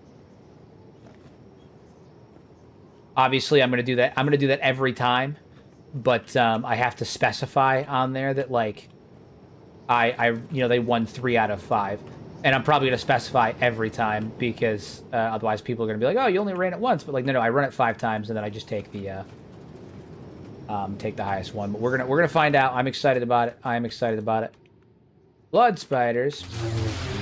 All right, so we took her down. We got her special armor, and now we can actually craft her armor, which is good. The Arachne armor. Very good stuff. Very good stuff. Very good. And we're actually gonna go into the headquarters here because I want to see if there's any more. Oh well, shit. There's a bunch of them in here. Let's deal with these fools. Kill them all. I think this series maybe only has 2 more episodes left. I think this one and the next one, and we're gonna be done. Yeah. I think depending on how long it takes to craft the armor we need and to get everyone outfitted with the correct lightsabers, I think we've maybe got 2 episodes left. And then it'll be on to the next one. Wild stuff, guys. Wild stuff. We're almost to the end of Kenshi Star Wars.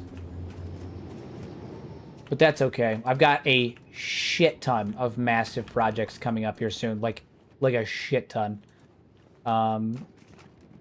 Really big stuff. Big stuff. So. But we are almost to the end of Kenshi Star Wars. Who'da thunk? It's been a long journey.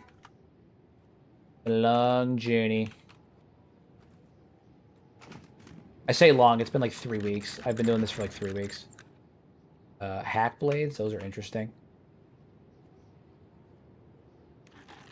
Maybe we'll do something like that. The hack blades could be cool.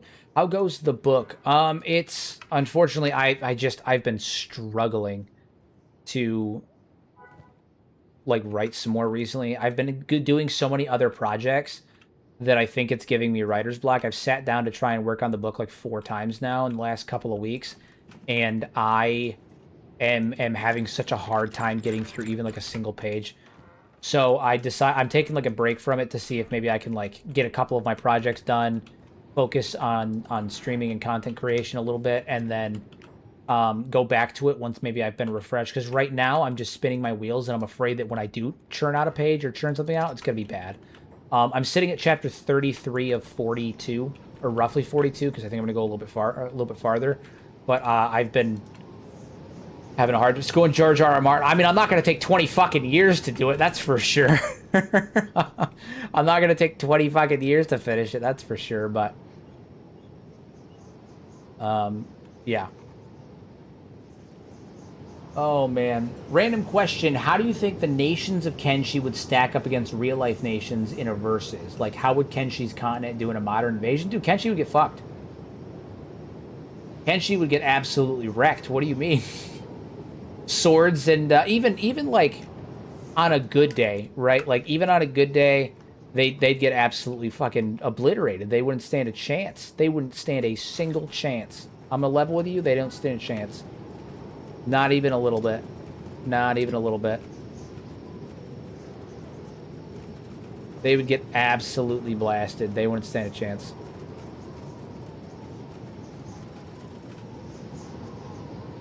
The first draft is a first draft. Needs to be finished, my friend. Do not fret if it's messy at first. Oh, I mean, it is the first draft, but it's also I've been having it edited and stuff as we go through. So I have about 12 people that are reading every chapter as I put them out and correcting any spelling mistakes, grammar mistakes, suggesting alternatives, asking questions, checking for plot redundancies, all of that stuff. Like, I have people running through it and editing as I go, as well. So making sure that I didn't mess up redundancies, or I have a tendency sometimes where if I can't think of a new way to describe something, I might describe the same thing the same way a few times.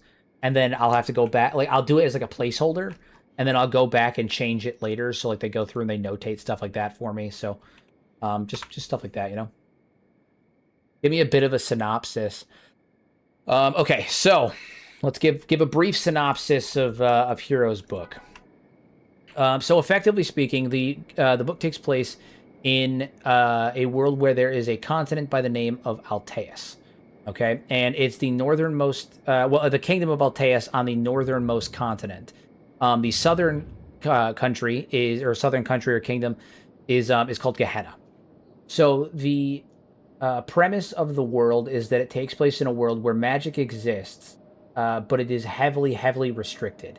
And the country of Alteus is basically like a magical paradise. Think of it like a paradise. It's perpetually perfect season for growing and harvesting crops. It's always perfect, and it's run by a council of think like elven characters by the name of the Elfane, right? Like an elven offshoot called the Elfane, and they run everything from this like grand council. And the entire country is divided into 7 districts with ruling families that rule over it.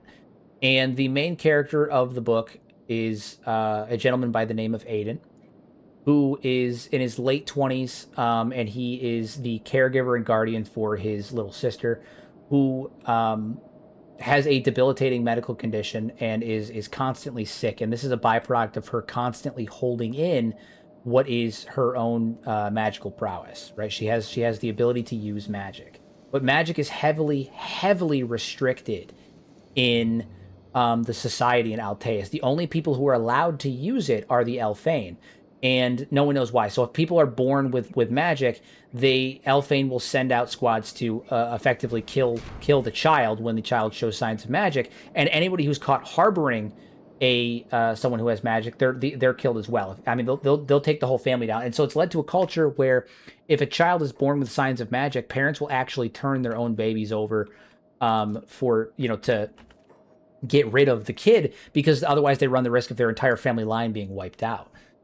There's also some shady stuff going on with the nobles, the 7 noble families that run Alteus. And I'm not going to dive into too much of it because you know, the that would ruin some of the plot of the book. But effectively speaking, the nobles are kind of ruling from the shadows. People know they're there, but people very, very rarely see them. They almost have like faces and stuff that show them. And so the whole premise of the book is there's a gentleman by the name of Aiden. He is protecting his sister, who is, 14, 15 years old.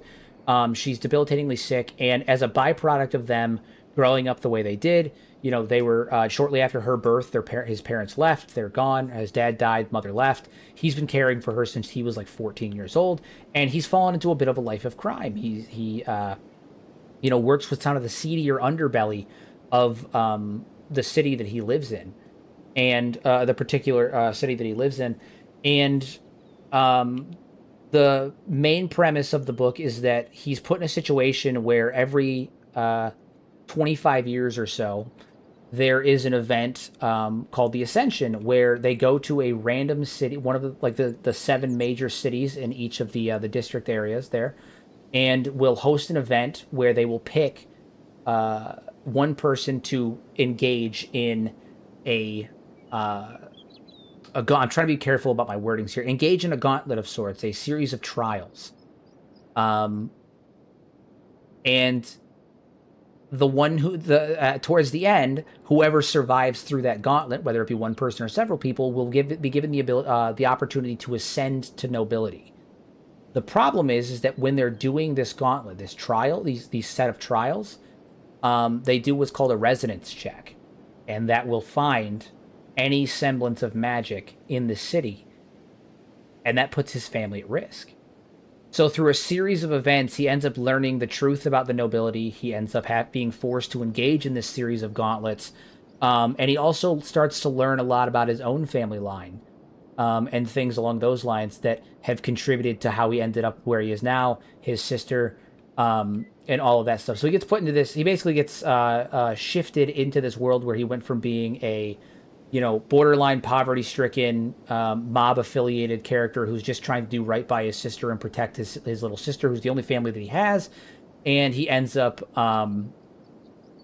becoming embroidered in a world of political machinations, dark magic, scheming, and all of that stuff. And it ends up, culminating into the events of the book. So it's the first book in a 3-part series. I plan on doing a trilogy for it. I'm almost through writing the first book, but it's obviously a big job writing 3 books. But that's the general premise of the book, though, of at least the first one. So that's where we're at with that. But I'm trying to be careful about how much I reveal for the sake of a synopsis, because I don't want to obviously spoil parts of the book.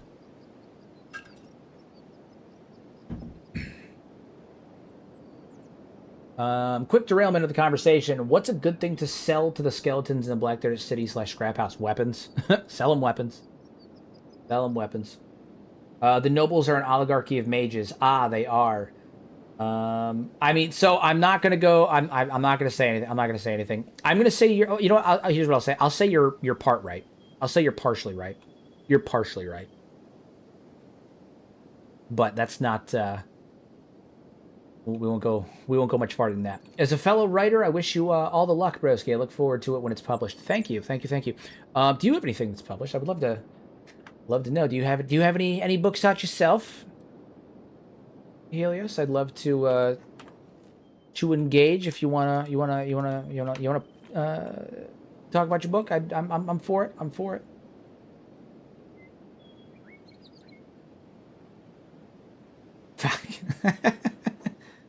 There's way more to it, though, Eagle. There's way more to it. Way more to it. That's the worst kind of right. Yeah. There's way more to it. I wish. Been working on things. Lots of sci-fi. Interesting.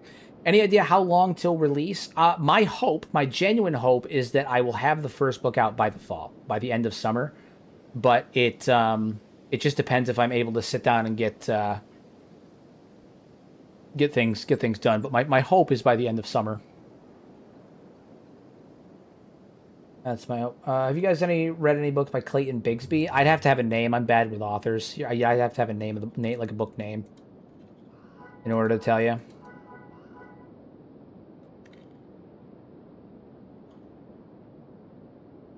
But yeah, my hope is to have it done and out by the end of summer. But it's gotta still needs to have some rewrites and some adjustments, and I've got to finish it, and then I've got to do full rewrites with like red pen and all that stuff to double check for inconsistencies and make sure that the writing style is the same. Because one of the other issues, and I think it's not really an issue because it's present in pretty much every piece of literature that I've read, is as you write, you grow as a writer, right? Your writing style changes. You start to describe things differently. You start to write in a different style, and maintaining a consistent style through an entire book can sometimes change because the book, a lot of times, at least for me, I've been writing this book since for almost over a year now. I've been writing it for actually a year and change now. I started writing it officially last February. And so, as your writing style changes and you grow and you adapt as a writer, you can sometimes notice it in your book. And so sometimes by the end of the book feels like it was written by two different people because maybe this is just me, but like the way that I see books when I'm reading them, but like sometimes by the end of a book, it almost feels like it was written by somebody else because you could see them actively getting more confident and growing as a writer in real time, which is both really cool, but also it can lead to some kind of like narrative inconsistency, and I'm trying to be careful of that. If the narrative changes in terms of like my writing style in the second book compared to the first, and then the third compared to the second, that's one thing. I'm trying hard not to have that happen during the book. But when you spend a year writing something, and it gets difficult, especially because aside from just writing, I'm also writing like scripts for Kenshi videos and doing all that stuff, and so like I think even in real time, you can see like my ability to write scripts has gotten so much better, even just in the last couple of years. Like if you look at my original Kenshi lore video on the first Empire, or even if you went to my first ever Kenshi theory that I did purely on my own, which was my Hivers video, and you compare that to where I am now, it's night and day. And then even if you go like a year back and you look at, say, like my video on the Reavers, where I speculated about the origin of the Reavers and Valamon, and compare that to the video I put out today, I think that it's largely different. It's very different, because I'm constantly growing as a writer. I'm becoming more eloquent in my sentences. I'm learning what people like, how they like to hear it, the kinds of words and stuff that get people's attention. Better ways to, describe and enunciate my words in ways that really emphasize what I'm talking about, and a better way to get my information across and all of that stuff. It's interesting. It's interesting. I recently read a book trilogy by Margaret Atwood, and I did see a change in her writing style. The first two books, you could tell she was committed to the story. Yeah, I mean, yeah, it's why, and I've read long series of books that you can see the writing style change dramatically. I read a book I read a series of books at the behest of my wife, which I'm only saying at the behest of my wife because it was not as like a way to like defend myself for reading them, but like I read the Akatar series, the A Court of Thorns and Roses series, because my wife asked me to, and you can tell, like even in those ones, you can tell from the first book to the most recent one, her writing style has changed rapidly, dramatically. Between the first and like fifth books, they've changed dramatically because as you get more comfortable, as you start to take more risks, you can notice it, you can feel it, you can see it in the writing.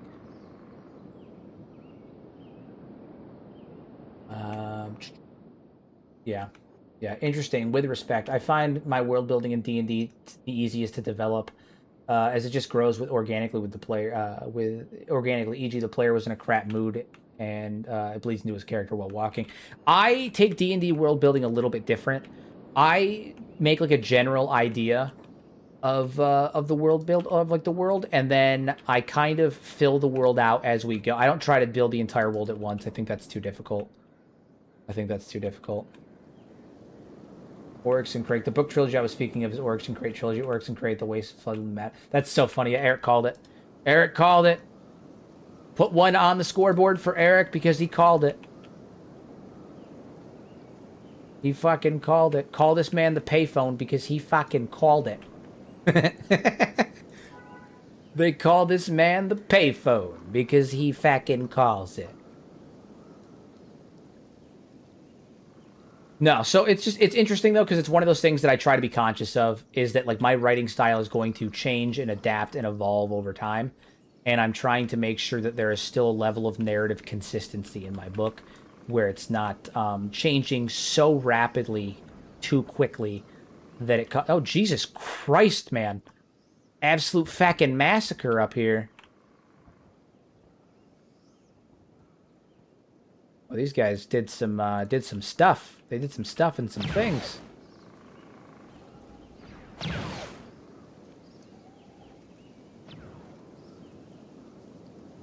The first two were fucking hard, and then she phoned it in. That's always unfortunate.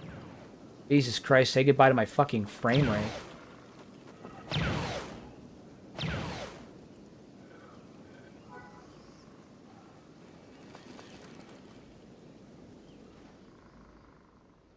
Say goodbye to my fucking frame rate. Alright, let's see. Alright, let's put you guys back up here in Kill Team Beep where you belong. I need... Yeah, we need to get some research going. Now that we have the power, I need to get some research going.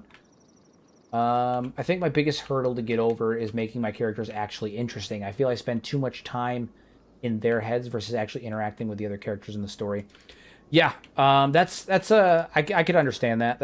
I could understand that being something that someone might like struggles with. I think that's normal though. I think that's one of those things. At least for me, it's one of those things that I've always felt disappears with time. Like you just got to do it, and eventually, like those concerns and whatnot, they just disappear with time. It's all about time. Then Riku, drop this off. Dude, look at all these fucking research materials. We're loaded. We're loaded. Oh my god, we have all the research. All the research. We have all of it. All of it. It's all there. It's all there. Beautiful. Beautiful stuff. Alright, advanced weapon grade 6. So we can get anything we want. We can get anything we want. Recluse style Arachne armor. Love it. Hero armor uniforms. That's fine. Assault trooper, scout trooper. These are interesting. These are interesting. Assault trooper. Those are good. We'll take a look at that. We'll take a look at it. Stormtrooper. Storm commando armor. That's cool. Dude, I'm so hyped to start making armor. Ooh, boy. Ooh, boy. Ooh, boy.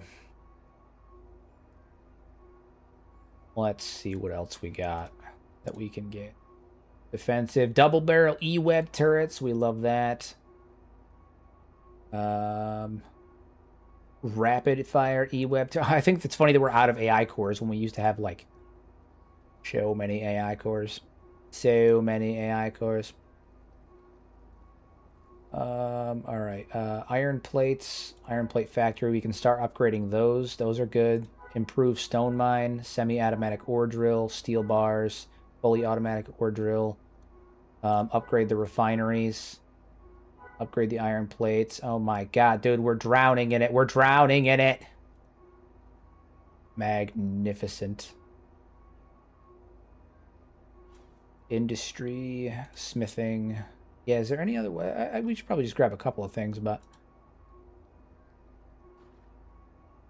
Clothing, heavy building foundations, outposts. Grab that. Blaster rifles, power cells. I mean, that's anything I'm really too worried about, to be honest with you. I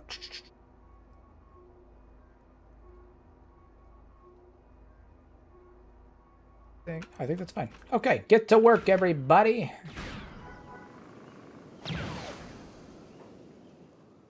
Fantastic. Fantastic. Outsiders, there's so many corpses out here. Not even funny. So many corpses. Too many corpses, to be honest with you. Too many corpses. Too many corpses.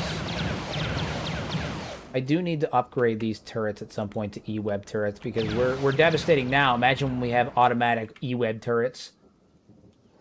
Automatic multi-barreled E-web turrets.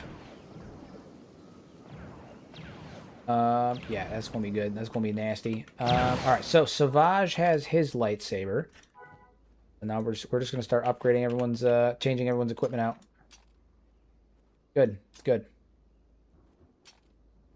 Love it. Savage, get back to work. Get back to work.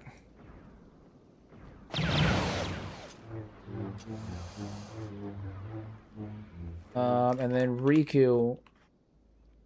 You know what? To be honest, +2, +2, 71 range resistance. To be honest, I might actually make red recluse armor. Put Riku and Maul in the red recluse armor, and then put everyone else in the Arachne armor. That'd be pretty cool. Pretty fire. She does look pretty fire like this. I'm a level with you.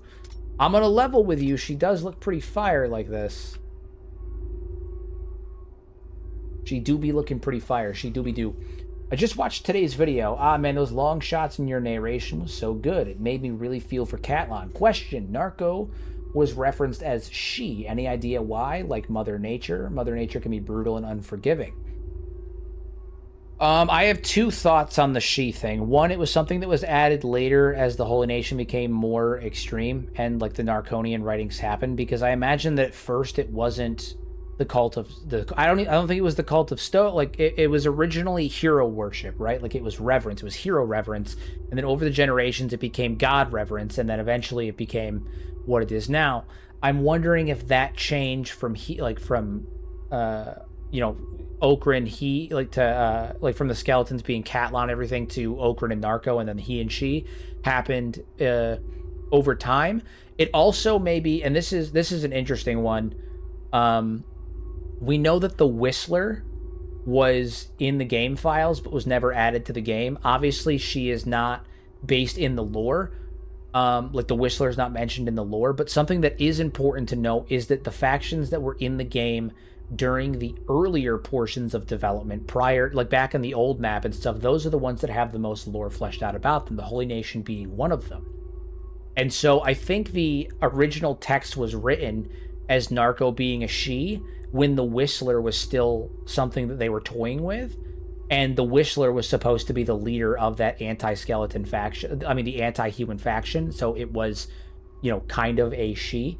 But now that the Whistler is non-canon and not in the game, we can either assume that it was a skeleton that, identified as female, or it was just a, deliberate religious alteration that happened later on when Catelyn became Oakrin, and then obviously Catelyn eventually became the embodiment of Narco. Something I didn't say verbatim, like definitively in the video, not definitive, something I didn't point out, I kind of like hinted at it, but I didn't say it, was that, there's a line inside the Scripture of Radiance, the Book of Radiance, I think it's book 4, where it says basically like Oakrin and Narco fought Oakrin 1. When Oakrin 1, Narco was absorbed into Oakrin's being, and I think that, someone in the comment section pointed it out as well, and I'm glad that somebody noticed it. I didn't want to like spell it out in that way, but it's interesting to think of it that way, because the idea is that, like, yes, Oakrin won the conflict, or Catelyn beat the anti-human skeletons, but he absorbed them into his being, meaning he probably took some of the he either took some of the skeletons that he had beat, that maybe had surrendered, into his empire. The ideology didn't die, which is something I did say in the video. But also, by taking in Narco into his being, he became corrupted. And eventually, Catelyn, as we know, would become a tyrant, and he would slowly devolve into madness and start oppressing humans, becoming the embodiment of Narco. Becoming the embodiment of the anti-human skeletons. And so, in a way, by taking Narco into his being, he became corrupted by Narco, eventually transitioning from Oakrin into Narco, which I think is a really interesting piece of narrative storytelling. Very interesting. Okay, when you have skeletons actively obfuscating history and a tendency for scriptures to change with ecumen, I can't pronounce the word, but I know what you're saying, and linguistic drift, It's amazing anything is left it up. Pretty much. It could be what fed into the Holy Nation's whole women bad thing. Yeah, I mean, there's a number of different ways we could take why Narco is described as a she or a woman in Holy Nation lore, but I think it really comes down to it was originally the Whistler in the game's development, and then after the Whistler was not ever really implemented into the game, because the Whistler was never in the game. She's in the game files. She was never used in the game, and I don't know if there was any writing around her at any point. But the Whistler is obviously in there and has a female-esque body and is kind of evil. But I think as the game developed more and the lore was changed. So we can't count that as the reason. I can't be like, oh, the lore reason is because the Whistler. But, based on everything we know, Narco was originally just the anti-human skeletons. Or based on the theory I posited today, Narco was the anti-human skeletons. And then over time, as Catlan became Okran, titles changed, names were shifted, history was altered, and it turned into what it is now. Possible Whistler and Kenshi too. No, I think Chris flat out just said everything with the Whistlers not in there anymore. It's not even the model's not even supposed to be in the game files anymore. They just are. Like they forgot to take them out, or they didn't take them out. But like nothing about the Whistler is canon. Is all just nothing about the Whistler is to be looked at in any way like that. Okay, so do we give Maul and Riku this here red recluse armor, and then we give the rest of them the normal armor sets, just to kind of separate them out a little bit? They got a little bit of a vibe to them. They're a vibe. They're a vibe, baby. They're a vibe. And then obviously we can give the armored coat specifically to Maul. We'll give the coat variant to Maul and Riku, and then we'll just give normal Arachne warrior armor to them. We'll make the armored Arachne warrior armor and give that to them. And then Boomski, we have our hierarchy, our warriors, our fighters. Or we could do some kind of commando armor. I don't know. There's a lot of things we can do. I don't know. There's a lot of different things we can do. We'll see what happens. What I am also going to get done, though, is we're going to start upgrading things here real soon. Because we can. Because we can. Because we feckin' can. So, thanks for the info. It was a great video. Thank you. I'm glad that you enjoyed it. I put a lot of work into it. So I'm happy that people are enjoying it. I'm glad that people are enjoying it because I put a lot of work into it. I did it quickly. Like, don't get me wrong. I churned that video out pretty quick. Thursday was the podcast. I came up with the theory on Thursday and had a video up by Sunday. But that was intermingled with me spending a stupid amount of time on it when I probably could have and should have been doing other things. I bet Chris is taking notes. Who knows? Who knows? Maybe. Mayhaps. I gave the video some YouTube hype points. Hope that helps. Yeah, I appreciate that sincerely. The YouTube hype definitely helps a lot. It's one of those things where I've been trying to like remind people that, like, hey, if you're so inclined, like, do hype the video, because it does help a lot. It helps like a lot. It helps like a lot. So it helps push the video in the algorithm quite a bit, and helps get Kenshi knowledge and lore and stuff out to more people, which is always really fun and really good. So I try to remind people that if you're so inclined and you're feeling generous, a hype would help. You get 3 free hypes a week. 3 free hypes a week. You can use one or all of them. It is up to you, but every hype helps. So I appreciate it, though. Sincerely. All right, Assault Trooper. What does that look like? What does the Assault Trooper armor looks like? So it's just Stormtrooper armor. Okay. Is the helmet different? It's the normal Stormtrooper armor. Interesting, interesting. Assault trooper body glove, all that. Okay. Is there a special armor that special bench that I have to make the recluse one? Crafting. Battle armor, assault armor crafting station. Whoa, there's difference between battle and assault armor? I had no idea. Highly refined and shaped armor. Interesting. I didn't realize there was a difference between the two of them. Oh my god. Hold on. So I know you have your which faction can win in Kenshi. Not win, which one can succeed. It's different. It's a different question. Different question. Um, what do you think happens? Does everything fall apart even more or collapse entirely, or does Kenshi rise out of the dirt? Like what do you think? Like what do I think happens in the future of Kenshi? Is that what you're asking? Because that is a video that it's a documentary that I'm working on right now that is stupid long, stupid long. It's gonna be like an hour plus long video. I'm working on a massive documentary about that very topic.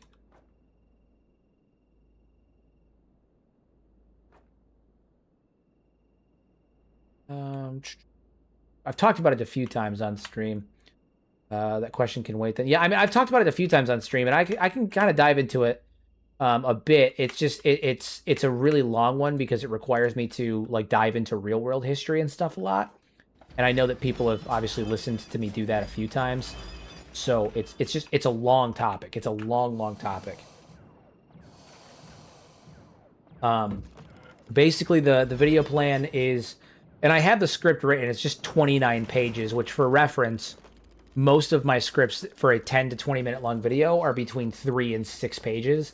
So 29 pages is going to be, I think it's going to come out to like an hour and 17 minutes when I guesstimated it, but that's not including anything I add in editing or, the cadence of my speech. Like it could reasonably be longer.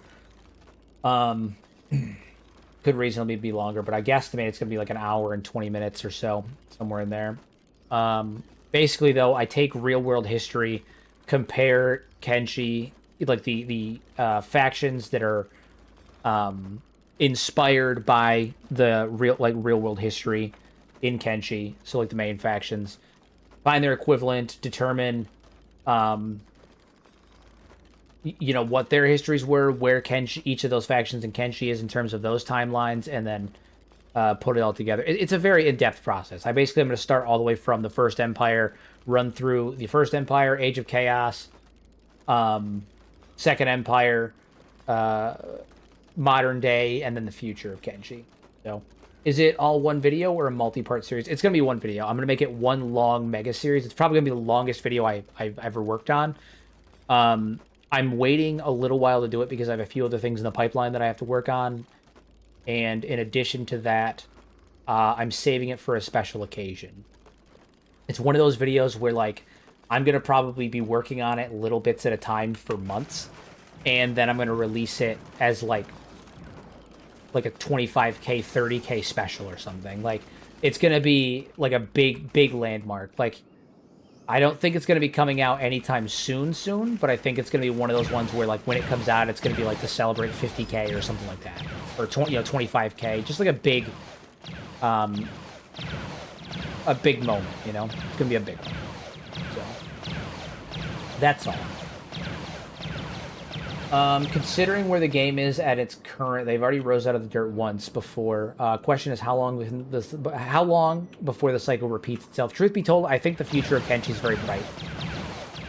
Again, I've talked about it on stream. It's not like I'm spoiling anything. I've talked about it before, but I think the future of Kenshi is actually quite bright. I think that it's actually quite bright. Brighter than I think a lot of people realize.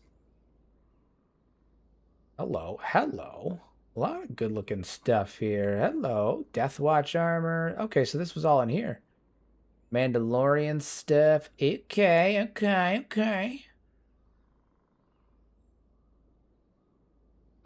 Get some slaves, put them in armor, make them fight so you can get a better appraisal sense for the armor after all. It's got to look good and be functional. That's what I'm saying.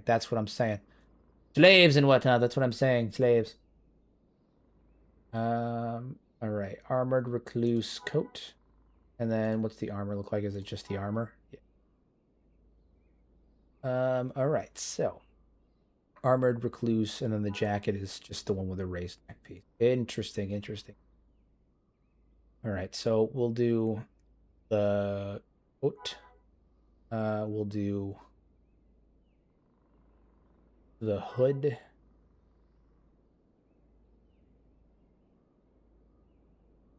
Is it not? Did that have the boots and stuff here?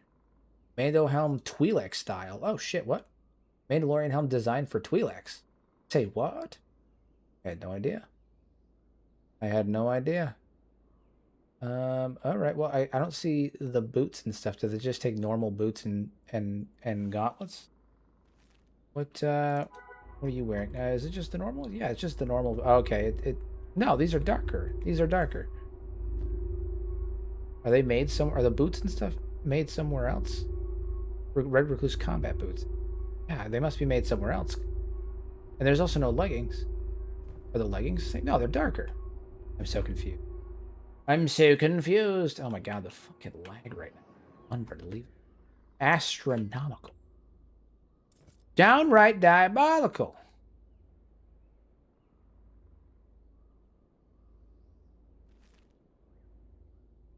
Downright diabolical. All right, let's find out. Hold on. Crafting. Let's we have oh, it might be under clothes. Maybe that's what it is. Maybe it's under clothes. Maybe it's under clothes. That would explain it. Let's find out. I have a clothes crafting station. Pretty sure. Pretty sure I do. Right there? Yeah. Yeah, I do. I do. I do. No, it's not. Question. I think the terraforming stuff from the first Empire that is still operating needs to be destroyed in order for the Kenshi Moon to have a future. I mean, yes, but no. I do think that it'll be dealt with eventually. I think that I think in the long term that stuff will be dealt with. My view, Jesus Christ, what are they shooting at? My view of Kenshi's future, I believe those devices are decreasing the water level. I disagree. I disagree. I think the water level on Kenshi is just returning back to what it used to be. I think the raised water level that's present on Kenshi during the Second Empire was the byproduct of the Age of Chaos and that stuff. And Kenshi is simply returning back to the way it used to be during the First Empire. And I don't. The thing is like there's not enough evidence, in my opinion, to support the idea that the eye satellite in like Venge and stuff is causing Kenshi to heat up, right? There's not enough there for it to like for me to fall for the idea. Now, if you told me that Venge is the eye satellite in Venge is causing some of the immediate area to dry up, I would believe you. Like, so Shem is the natural progression of a rainforest to a desert. If you look at the Sahara Desert, it used to be like very lush, like very lush rainforesty tropical stuff like that, and now it is obviously a desert. And Shem is that natural progression. The only reason that Shem looks the way it does is that there has the immediate heat offput from the laser and Venge, and it's causing this area to like turn into a desert faster. But eventually, all of if things continue the way they are, eventually the swamp will all convert into what Shem looks like, and then eventually everything will just be a giant sand pit, right? Like this whole area of the swamp will eventually look like Shem, and then Shem will be a desert like the Great Desert, and the swamp will eventually turn into that as well. Just like how the Great Desert, very likely before it was a desert, was actually a lush, vibrant area filled with plants and all that stuff, and then eventually became a desert. Now, that sounds foreboding in the sense that, like, oh, things are becoming deserts, right? Things are changing. But something that's important to remember is that even in real life, things go in cycles. Things will become a desert. They'll be deserts for a very long time, and then eventually they can sometimes switch back, right? Like it's all cyclical. So like eventually the Great Desert may very well change and become lush and fertile and vibrant again. We don't know. But I don't think that the eye satellites that are burning around Venge are like lowering the water level of the entire moon. I think that that's giving too much emphasis on the eye satellites, and I just don't see any evidence to support it beyond just like, oh, it's a laser, because it's not even burning hot enough to like damage like metal or anything like that. It's burning hot enough to kill organic life in this area, but like it's not a concentrated laser fire. I don't foresee it. I don't foresee it. I don't. The surrounding areas to me don't show indication of that. If that was the case, you would think that you would see that same decline that you're seeing where so the swamp is becoming more like Shem is becoming more like a desert and it spreads over. You would see that in more areas surrounding here, and you really don't. You really don't. You know? You would see that rapid de-evolution in areas entirely surrounding it, and you just don't. So I just don't think so. I don't. Yeah.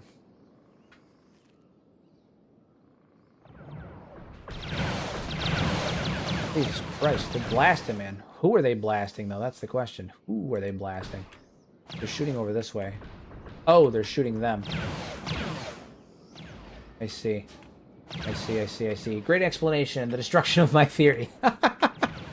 I'm sorry. I mean, I could be wrong. I think that's one of those theories that like a lot of the community is kind of like. So like one of my biggest, the biggest short that one of the biggest short that I've ever had blow up was my video talking about the water levels on Kenshi and how I don't think Kenshi is dying. I think that Kenshi's actually healing itself and going back to the way that it was during the First Empire. And that video is sitting at like 1 million views. I think it's actually sitting at 1 million views. And I posted it at the beginning of February. Like, it's my most viewed short to date.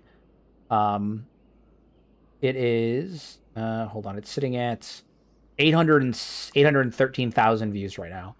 And I posted it at the beginning of February.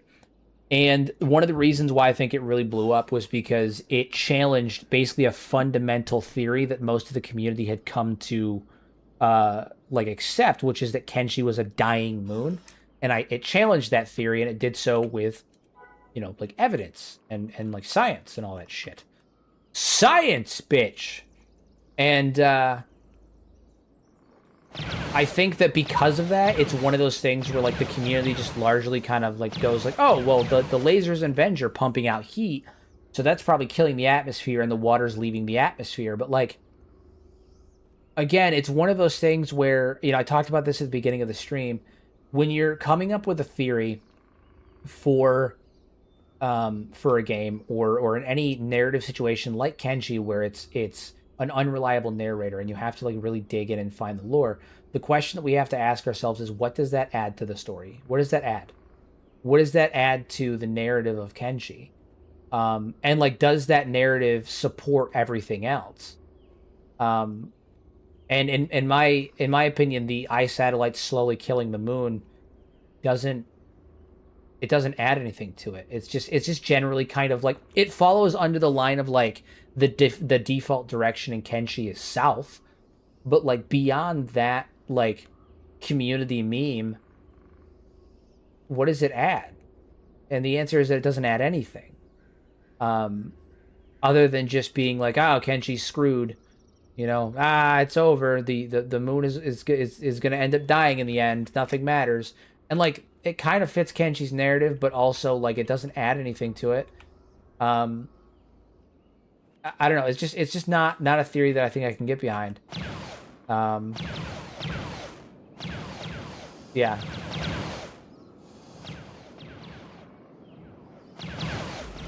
We're being attacked by Wookiees? Oh no, we're being attacked by Adventurers League. That's fine. Shoot them. Shoot them all. Shoot them all. Kill the Wookiees. Kill the Wookiees. Oh, Beep was about to come out here and get some shit done. He was about to come out here and get some shit done. Okay, so we have the armored recluse. We have the armored recluse. Oh, but like, where's I don't see it. Maybe I'm missing it. Maybe I'm missing the arachnid recluse coat and stuff, but I don't see the pants. I didn't see the pants, the pantaloons. That's annoying.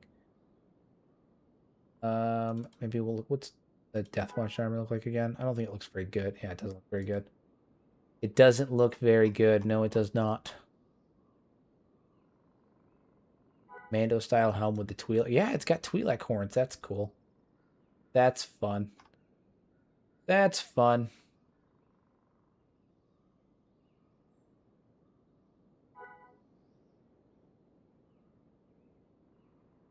Yeah.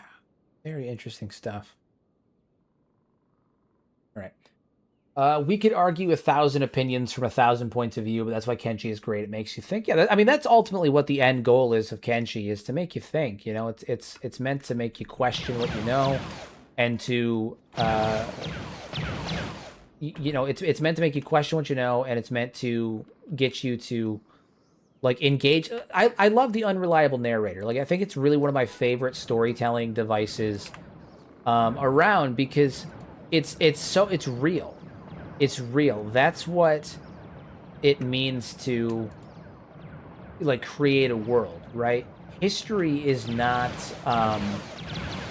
haven't watched you in a while due to life. Did you manage to recruit Maul and Oppress? I did. Right here, Darth Maul, head researcher, second apprentice to Darth Maul, and Savage Oppress, currently sitting here hanging out inside the Beep's fortress. Currently hanging out in Beep's fortress.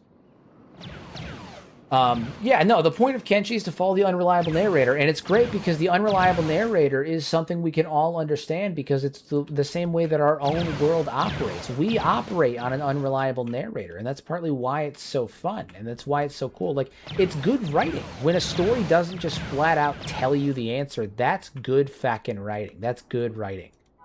That's what that is. Desperate hope, no promise of success, but all the opportunity to those willing to take it. Exactly. Exactly. To become an unreliable narrator. I mean, yeah, kind of. Like, it's one of those things where, like, it's just good writing, in my opinion. Like, the unreliable narrator is one of my favorite styles, because it just really captures, like, history. Uncovering the past. Right? Like, lore is fun. Lore is good. Wow, why are these guys fighting? Oh, the droid engineers, right. The CIS apparently have an issue with the droid engineers. So it's just absolute fucking chaos out here. It's one of my favorite pieces of, like, storytelling devices, is just the unreliable narrator. It's just good. It's just really good. Just good. All right. So, automated extractor. 18 power consumption, 100 power consumption? What is this? Oh, materializes copper from iron. To be honest, kind of need that. Kind of actually need that, because our source of copper is non-existent. But this will allow us to get copper despite that. Downside is it is very power hungry. We're basically going to have to build... we're going to be basically utilizing all of our power to do it, but it's totally worth it. Totally worth it. I've made plenty of runs I can't describe. The story of my life. Story of my life. Ow.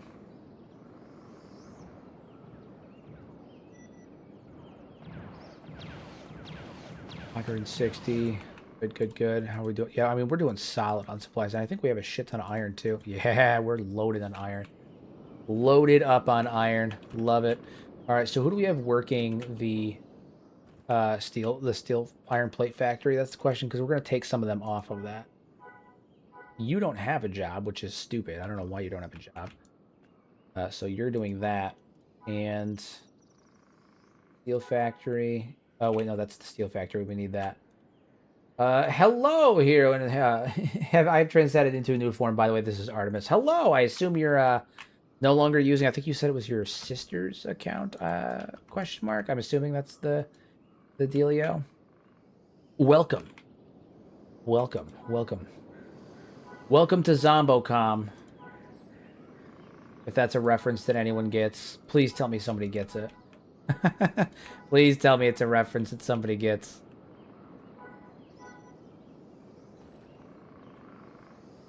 Welcome to Zombocom. Zombocom, welcome. Such a dated reference. Real old school internet. Every time I've ever made that joke to somebody, nobody's ever gotten it yet.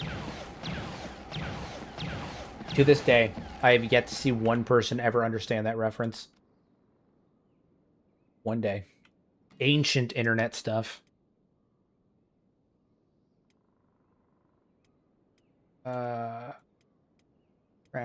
I need electric stuff is what I need. Nope, nothing.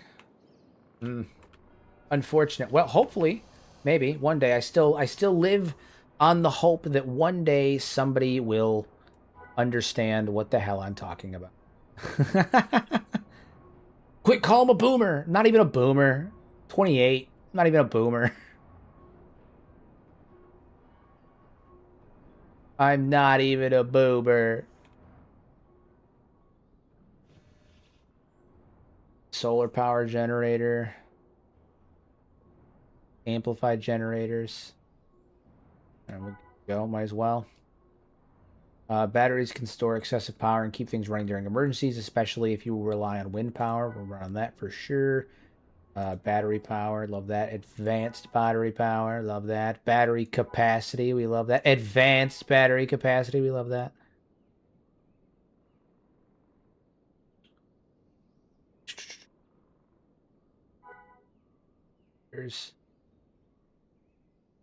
Yeah, we got so much research. Old bald man. Wow.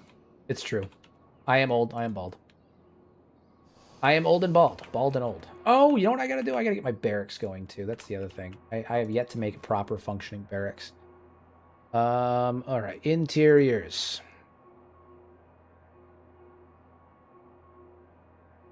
We need beds. We need beds, beds, beds, beds, beds. Beds. Perfect.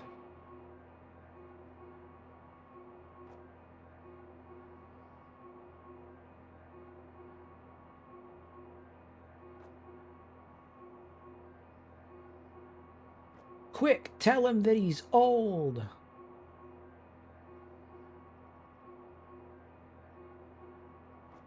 True, guys.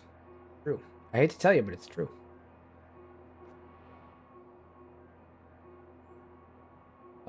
Okay, just got off work. Drop a like. Gotta get ready for bed. Thank you, James. I appreciate you popping in as always, my guys. Guys, James Pruitt over there. James there was my first ever channel member. First ever channel member.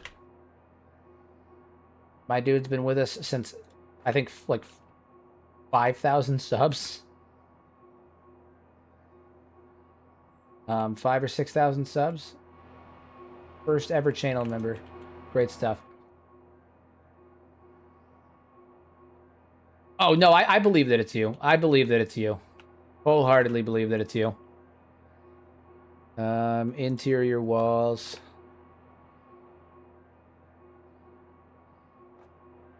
I never doubted for a second.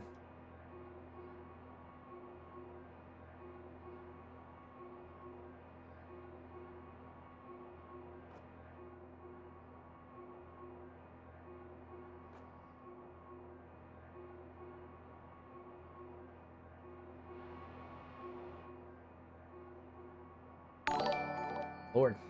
Hello.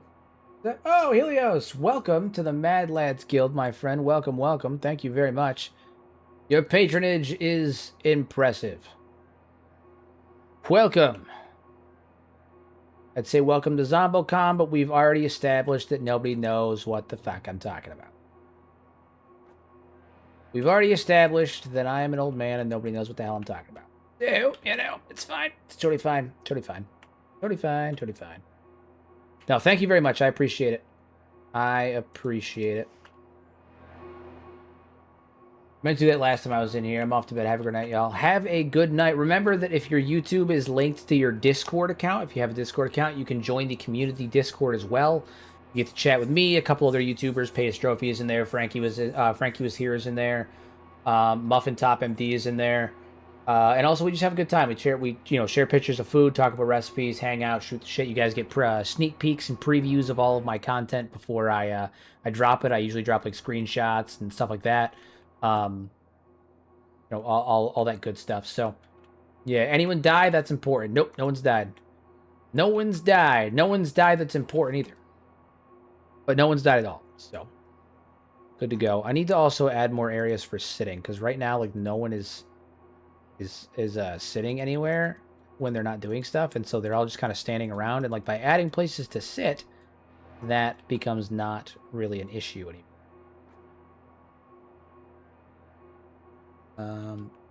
So we're gonna take care of that. You know what I'm gonna do? Is there a table? Do I have an interior table? Metal table. All right. So here's the thing. Maybe do we have a wider table because this table sucks. Table sucks. Oh, it's better. Yeah, there we go.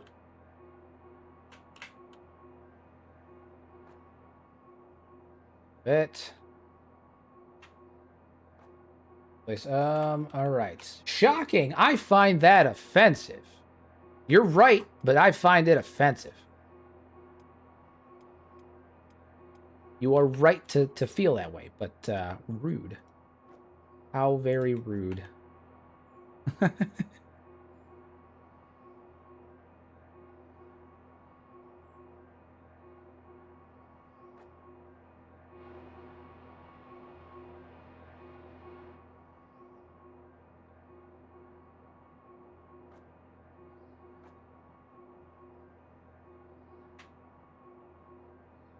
Lined up relatively well. Perfect. Looking stuff, if I do say so myself. Okay. Cool. Cool. Get those built up. Good stuff. By the way, I joined on another device as soon as you poured the research materials into the bench, and I nearly died seeing it. Yeah, we beat the Bugmaster, and that was what was in the chest of the Bugmaster's. That was what was in the Bugmaster's chest. Wild stuff. Truly wild stuff. The offense was intended. Oh, wow. Oh, wow.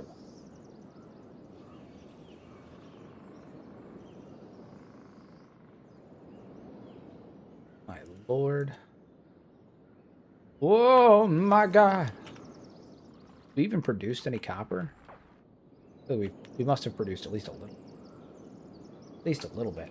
I'm stuck doing Cthulhu for now because a critical mod for my vanilla Kenshi mod list is lagging the fuck out of me. What mod is it? Is it the mods issue or is it a load order issue? Because if your load order is messed up, that would do it too. You gotta make sure your load order is optimized. A goat? We're being attacked by a goat. Oh no, kick the goat. Kick it. Kick it in the head. Kill the goat! Kill the goat! Nice. Mod issues, as far as I'm aware, interactive world Kenshi. Interesting. Oh, speaking of interesting things, guys, I'm thinking for my next playthrough, I don't know yet, we're going to find out. I'm thinking after this mod series is done, for the next one, I'm going to do a solo run, and I'm thinking for the sake of making it even more interesting, I might try using Sentient Sands.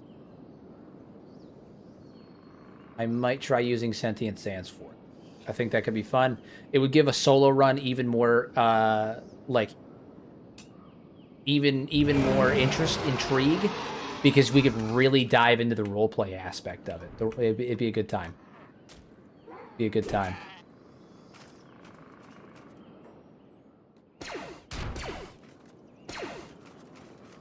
Could be a real good time.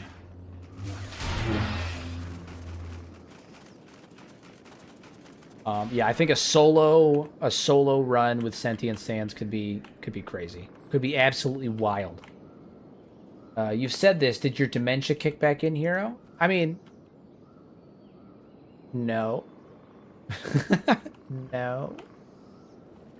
I don't think I said exactly that. I didn't fully decide. I said that I was thinking about using it for my next playthrough. Before when someone asked me about it, but I do think that, after some careful thought and consideration, I've been considering, especially since we're reaching near the end of this playthrough. I don't think we're going to be doing this playthrough much longer, so just, you know, something to consider, something to think about. That's all.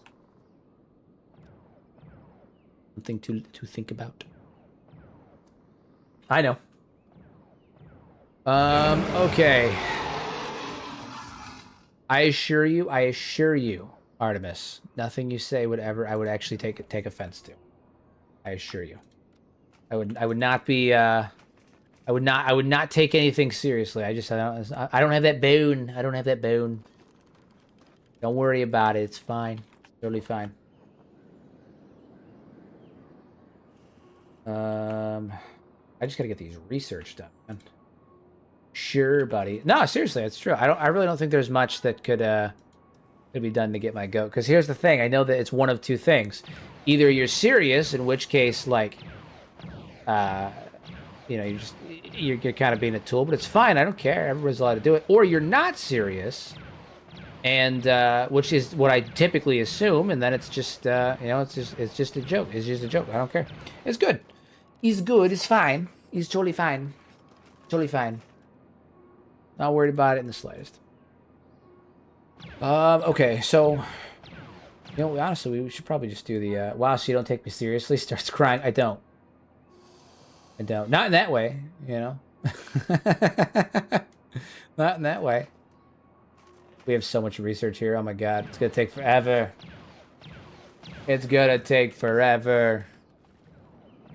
Oh, I see. They're using it to finish the windmill and stuff. That's good.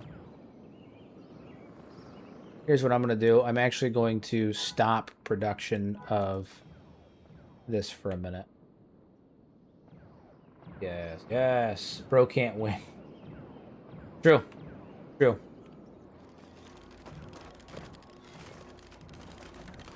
Seeing a battle droid sit there with his arms crossed like he has thoughts in his head is concerning.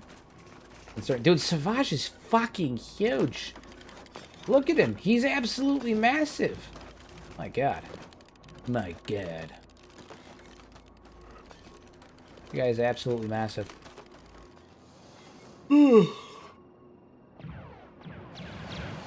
If you want to spice up any run, immediately go to war with the Holy Nation, the United Cities, and then settle in Bast. It's easy fun. That'll do it.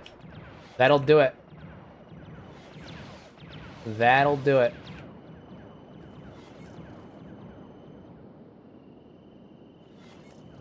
Steel factory. We're going to upgrade this thing here. Upgrade this thing right here. That's what we're going to do. And hopefully increase production. Yeah, efficiency to 110. Start pumping those things out a hell of a lot faster.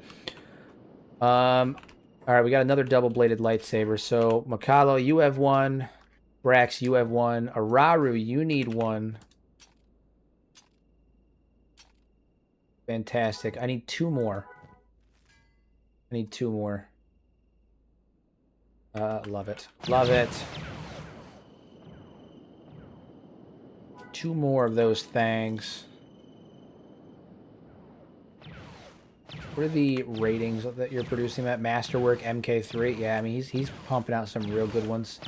The one that he just made, it was Masterwork MK3. Yeah. Yeah, my guy's making some gains. Some gains. He looks like a boss despite being a clanker. Talking about the battle droid here? Yeah, he's got a thing going on. Oh my god, dude. Tiny and Zucchini are angry beings. Angry beings. Very mad. Still pups. Still pups. I need them to not be pups anymore. They need to be massive.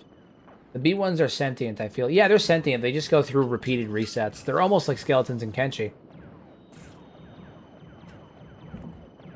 They are sentient, but like it's funny seeing him. Like B1s, the whole point of the B1s is that like they're sentient, but they're like very like low level sentient. Wait, if you have cybernetic parts, are you a clanker? I mean, technically speaking, I do have metal in my legs. Well, leg. I have pins and plate and screws and all that stuff in there. So I mean, in a way, I am. You could make the argument that I am perhaps part clanker. I am in fact part clanker. But you know, that's neither here nor there. Neither here nor there. Yeah, so he's churning these things out at a decent speed. Decent speed. Good stuff, good stuff. The base of Beepus. Lone Stormtrooper Cadet. Gonna run out here and just do Stormtrooper things. Alright. So Beep is a clanker. Beep does have a cybernetic left arm. He lost it when he died the first time. He lost it when he died the first time.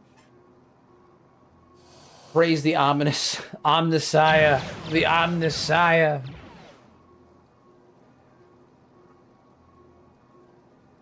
Never mind. Don't hurt me. Don't hurt me, Beep. Yeah, that's true. Don't listen. You don't want to get on his bad side. You don't know what Beep's capable of.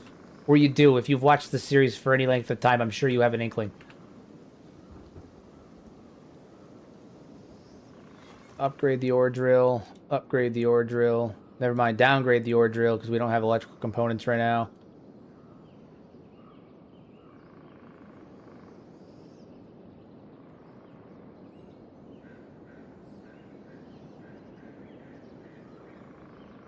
Nice. Nice. Praise Beep, gas pile shocking. I know. I know. Praise Beepus, the mighty Beep, our Lord and Savior. Here he is. Have you been touched by his Beeply appendage? Don't answer that. By legal right, you don't answer that. My lawyer advises me to tell you guys not to answer that question. My lawyer advises that we don't answer that question.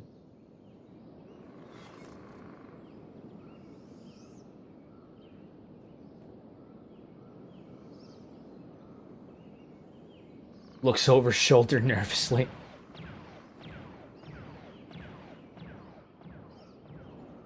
As one should. Yes. Yes, I have. Good. It's good. It's good.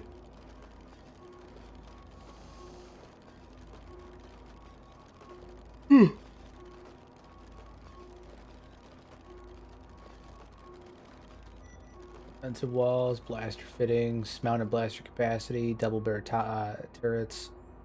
Adds a spotlight fitting for a double-barreled harpoon. Nothing. I'm not worried about harpoons. Corpse disposal. Greystone refinery 3. Good stuff. Good stuff. It's 5. Where on the teddy bear did Beep beep you? It's funny. It's funny. Everybody hang on a minute, because that shit's funny.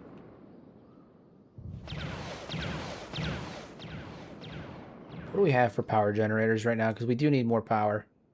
There's normal generators that run on biofuel. Interesting, interesting.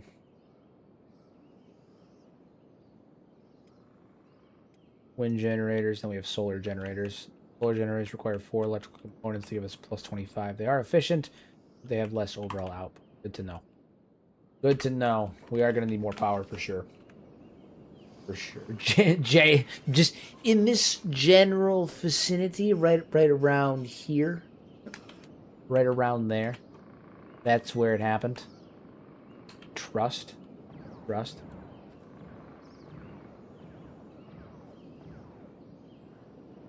Alright, I need to... Where's the electrical research at? Batteries, electrical crafting, that up at the top. And hey man.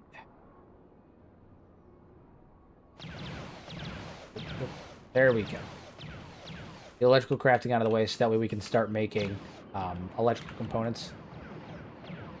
Yeah, these fucking Twitch bots, man. Bots, man. Filthy bots.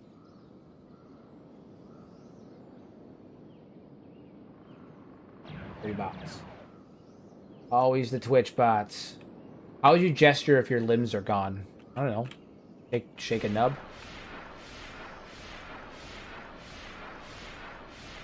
Blink twice.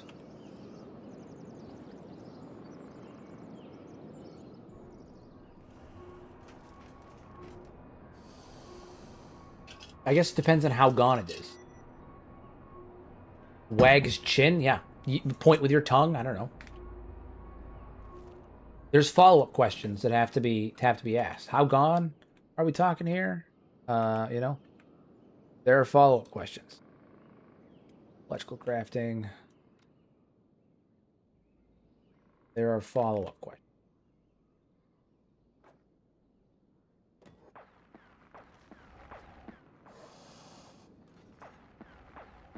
Cruise armor segment. Minute. Oh man, Separatist holdout assault is moving towards Darth Beep. My god. Big deal. We'll gun them down as we always do. Meanwhile, Beep stands over your shoulder with a lightsaber in hand, saying, "Go on. Tell them where I did it. Tell them." He has no shame. He feels no shame. No shame, and more importantly, he feels no regret.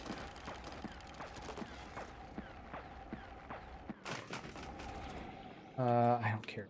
Actually, you know what? I do care about your shit. Where are the... There they are. Okay. All right. All right. That's the good stuff right there. That's what we want. We're going to wait for them to all get into view. And then we're going to start gunning down these pack beasts because we're going to take their electrical components.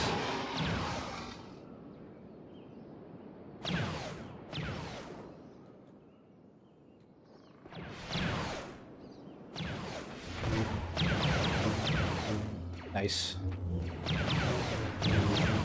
Nice. Nice. Kill them all.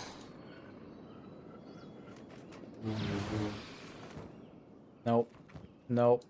I just need their electrical components. They usually have some on them. Oh, shit. They didn't have any this time, did they? And now, have we committed a grave sin? I don't actually care about... Yeah. Oh, shit. Okay. Well, they didn't seem to have any on them. How unfortunate. We killed them for nothing. They didn't do anything to deserve that, and we still ended them. Had to be done, but let it be known that I feel a type of way about it. Yeah, it's fine. We'll use them for food. No wonder why people hate you. You kill innocent animals for hauling nothing. I mean, in fairness, I didn't think they were hauling nothing, but, you know, it's not like it's the first time. They're Western hives. They can be replaced. It's fine. They're replaceable. They're replaceable. What's a couple of Western hivers? It's fine. I ain't worried about it. What's a couple of Western hivers? Totally fine. Totally fine. Totally fine. You can hop off the hydroponic continent at this point. I feel pretty good. We have enough to do everything we got to do. Your job now is to hop on the electrical crafting. Your job is to hop on electrical crafting. Get power back to this thing. Start converting. People over there. We need to start making electrical components. Electrical components are key. Key. We need some storage for them too. Storage. Electricals. There we go. There she goes. There she goes.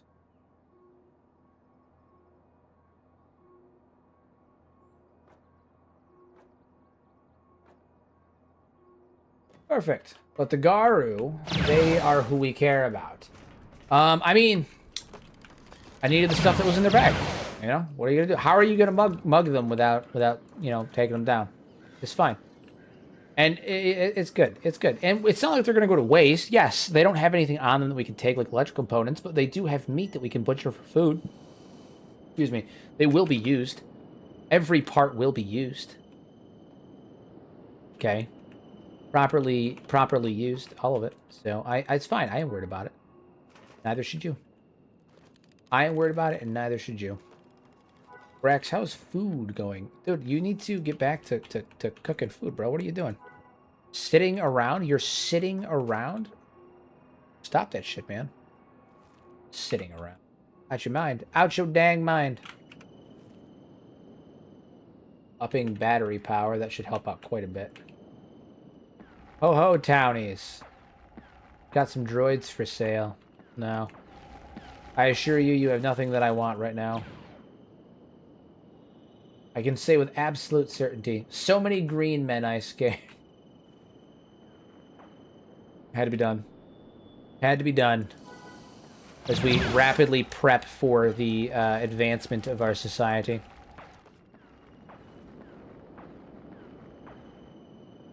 Speak for yourself. I'm proud of Beak Thing. I'm a proud Beak Thing protectionist. He sounds like a serial killer that uses every part of their victims. Nothing will go to waste. Smiles ominously.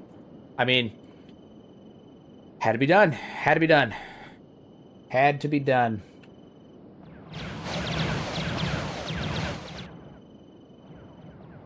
I swear, I don't know what they're shooting at like half the time.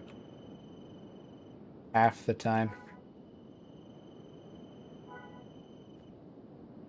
Yeah, I mean they have weapons. Some of them have weapons. Some of them do not. Good to know. Pretty soon we're all going to be moving towards attention unaffiliated elements. Oh yeah, I don't have time for you. Fucking put you right down. Put this man right down. Put him right down. He's a filthy clanker and he's going to die.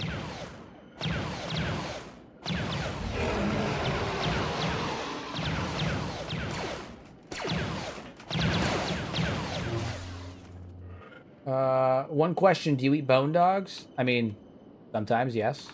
I have Brack set to automatically run out and just, like, harvest, so, pretty much, yeah, pretty much, yeah, yeah. Bone dogs, Garu, river raptors, all of them. He harvests all of them. We eat everything. We eat everything. Has he gotten to you yet? He hasn't gotten to him yet, but he will. Not his fault. Food keeps running up to him. That's what I'm saying. If listen, we're in the middle of the Cannibal Plains. Be happy that eating Garus is what he's doing. Be happy that Garu is what he's eating. Dude, oh my god. The Captain Shark looks like a fucking beast right here. Look at him. He looks like an absolute fucking beast. He looks intimidating as hell. I'm gonna level with you. He looks intimidating as hell. He looks like a beast. Oh yeah. He looks like a beast. Him and Savage. Scary stuff, man. Scary stuff. Shark looks intimidating as hell. Shark looks intimidating as hell. We need to get some food up in here for real, though. Camping. Campfire. I'm just gonna throw a campfire. We need to get some food in here real fast.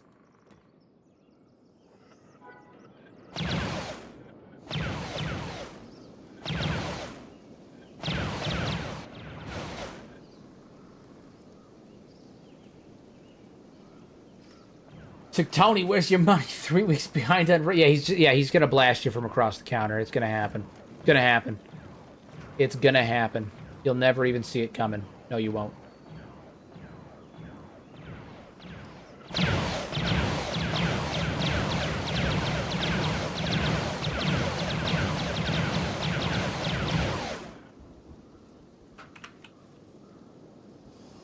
There's still skeletons showed up yet? I thought there was supposed to be more. Oh, they're on their way. Interesting. Interesting. Advanced battery power. Progress is being made. We're getting there slowly. Who are you guys? Oh, Jesus Christ. There was a bunch of adventurers over here. I can't believe we took them out before they even got near us. Tony McChicken should have had should have had shark danger. He's a better enforcer. That's what I'm saying. That's what I'm saying. Don Tony McChicken made a mistake by not having shark. He obviously made a critical mistake. Crucial error. Crucial error. Mistakes were made.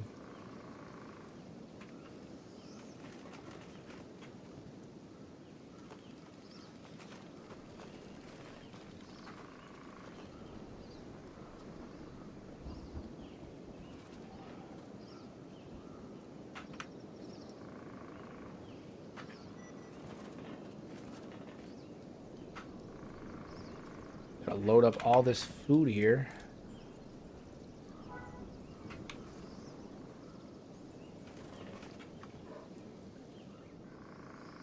Wait for it.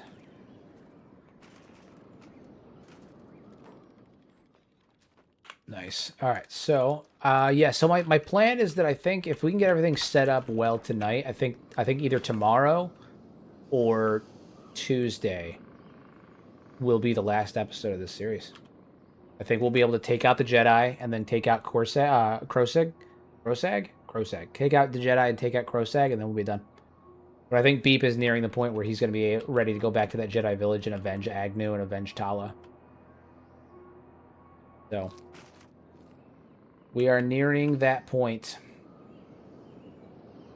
Which is cool, because when we go back there, we're not just going back with Kill Team Beep. We're going to be taking all the gunners, too. We'll leave the workers here to do their thing. But we're going to be taking all the gunners, too. Gonna be a good time. Gonna be a good time. All the gunners too.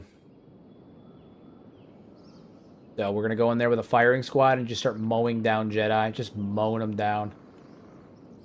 Bop bop bop bop bop bop bop bop. As they say. Someone. I'm sure somebody says it. It's not me, but I'm sure somebody says it. Droid repair bed. This is a big one. This is huge, actually. The droid repair bed. That's a huge one. We need... Yeah. Some of these guys have been on these turrets and have not been like rested up in a while. In a long while.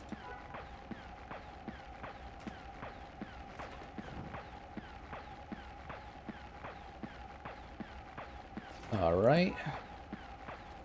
I mean, look at that. 55 left arm. Yeah, some of these guys have not been rested up in a long, long while. Oh, that 55 left arm is because he had a replacement arm. Still, though.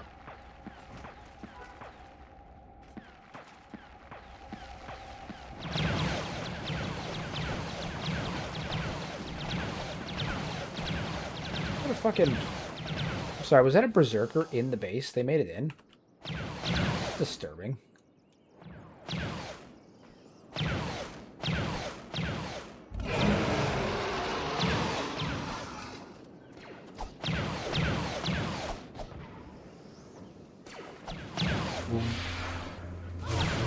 Jesus.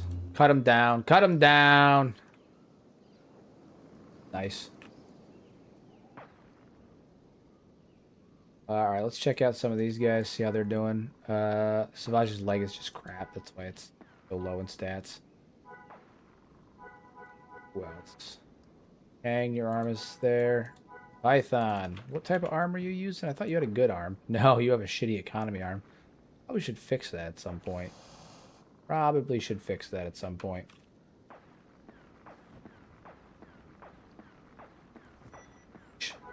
Ray has no arm. Probably should fix that at some point, too.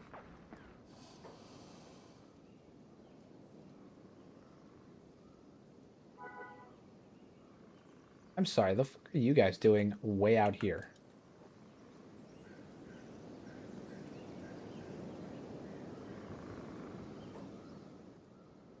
What are their jobs set to? Oh my god, the three of them are just doing nothing. Good to know. Okay. Take out the goats. Take them down. Take them down. Beat the goats to death. Alright, now you guys have a job. Your job is to loot the animals. And then your job is to bring to campfire. That's what you do. Yeah. Except for you, your job is not to do that. Your job is specifically to haul all food to the food place. That's your job now. You auto haul to food. Hey, stream really well. Community dedicated fan support. You mind adding me on Discord? More of these. More of these.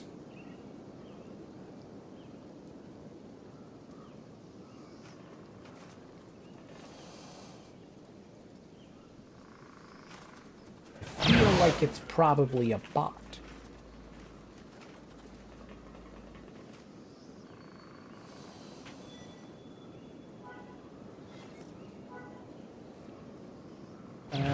Alright, how are we doing right now? We have another lightsaber in here? We do! Tip Bob, this one's yours. Boomski. I think the last one we need is Kang, and then we are good to go. Yeah, last one we need is Kang's. Nice. Nice. Savage, get back to work. Are you stuck? My dude is stuck.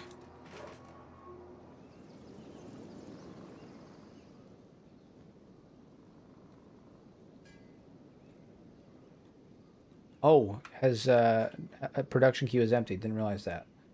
All right, ringed lightsaber. No, I need double bladed ring. There it is. Double bladed ring lightsaber. Get to work. Perfect. One left, and then we're good to go. One left, and then we're good to go. Time's it. They probably got about 10 minutes left, and then I'm probably going to finish up for the evening. I'm kind of pooped. It's been a long day. Been a long, long day. Long weekend, honestly. Terribly long. Always long. Things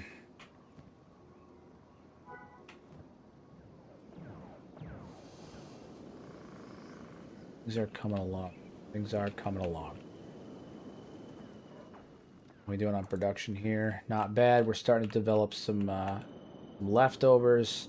The food situation's finally, I think, mostly taken care of. We've got enough people harvesting. We're, living on dried meat, which is only 15 nutrition, but it should be enough to keep everybody above water. So there's that. Research. Are we completely caught up on research? I think we're completely caught up on research. At least research that we were doing, which is really good. Really, really good. Yeah, I think we're completely caught up. Good stuff. Good stuff. That means we have Shadow Trooper armor that we can build, right? Now, Shadow Trooper is the armor that we currently have a lot of our guys wearing. Yeah, there it is. Which is helpful. Very helpful. Assault Trooper, Shadow Trooper, RIS.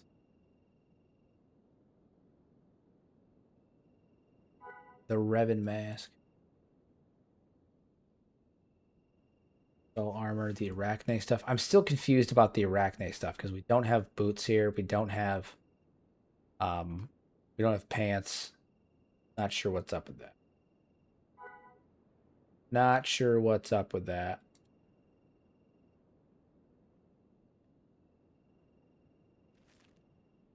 Okay. Actually, I'm getting pretty tired. I think this is a good spot to call it for the evening.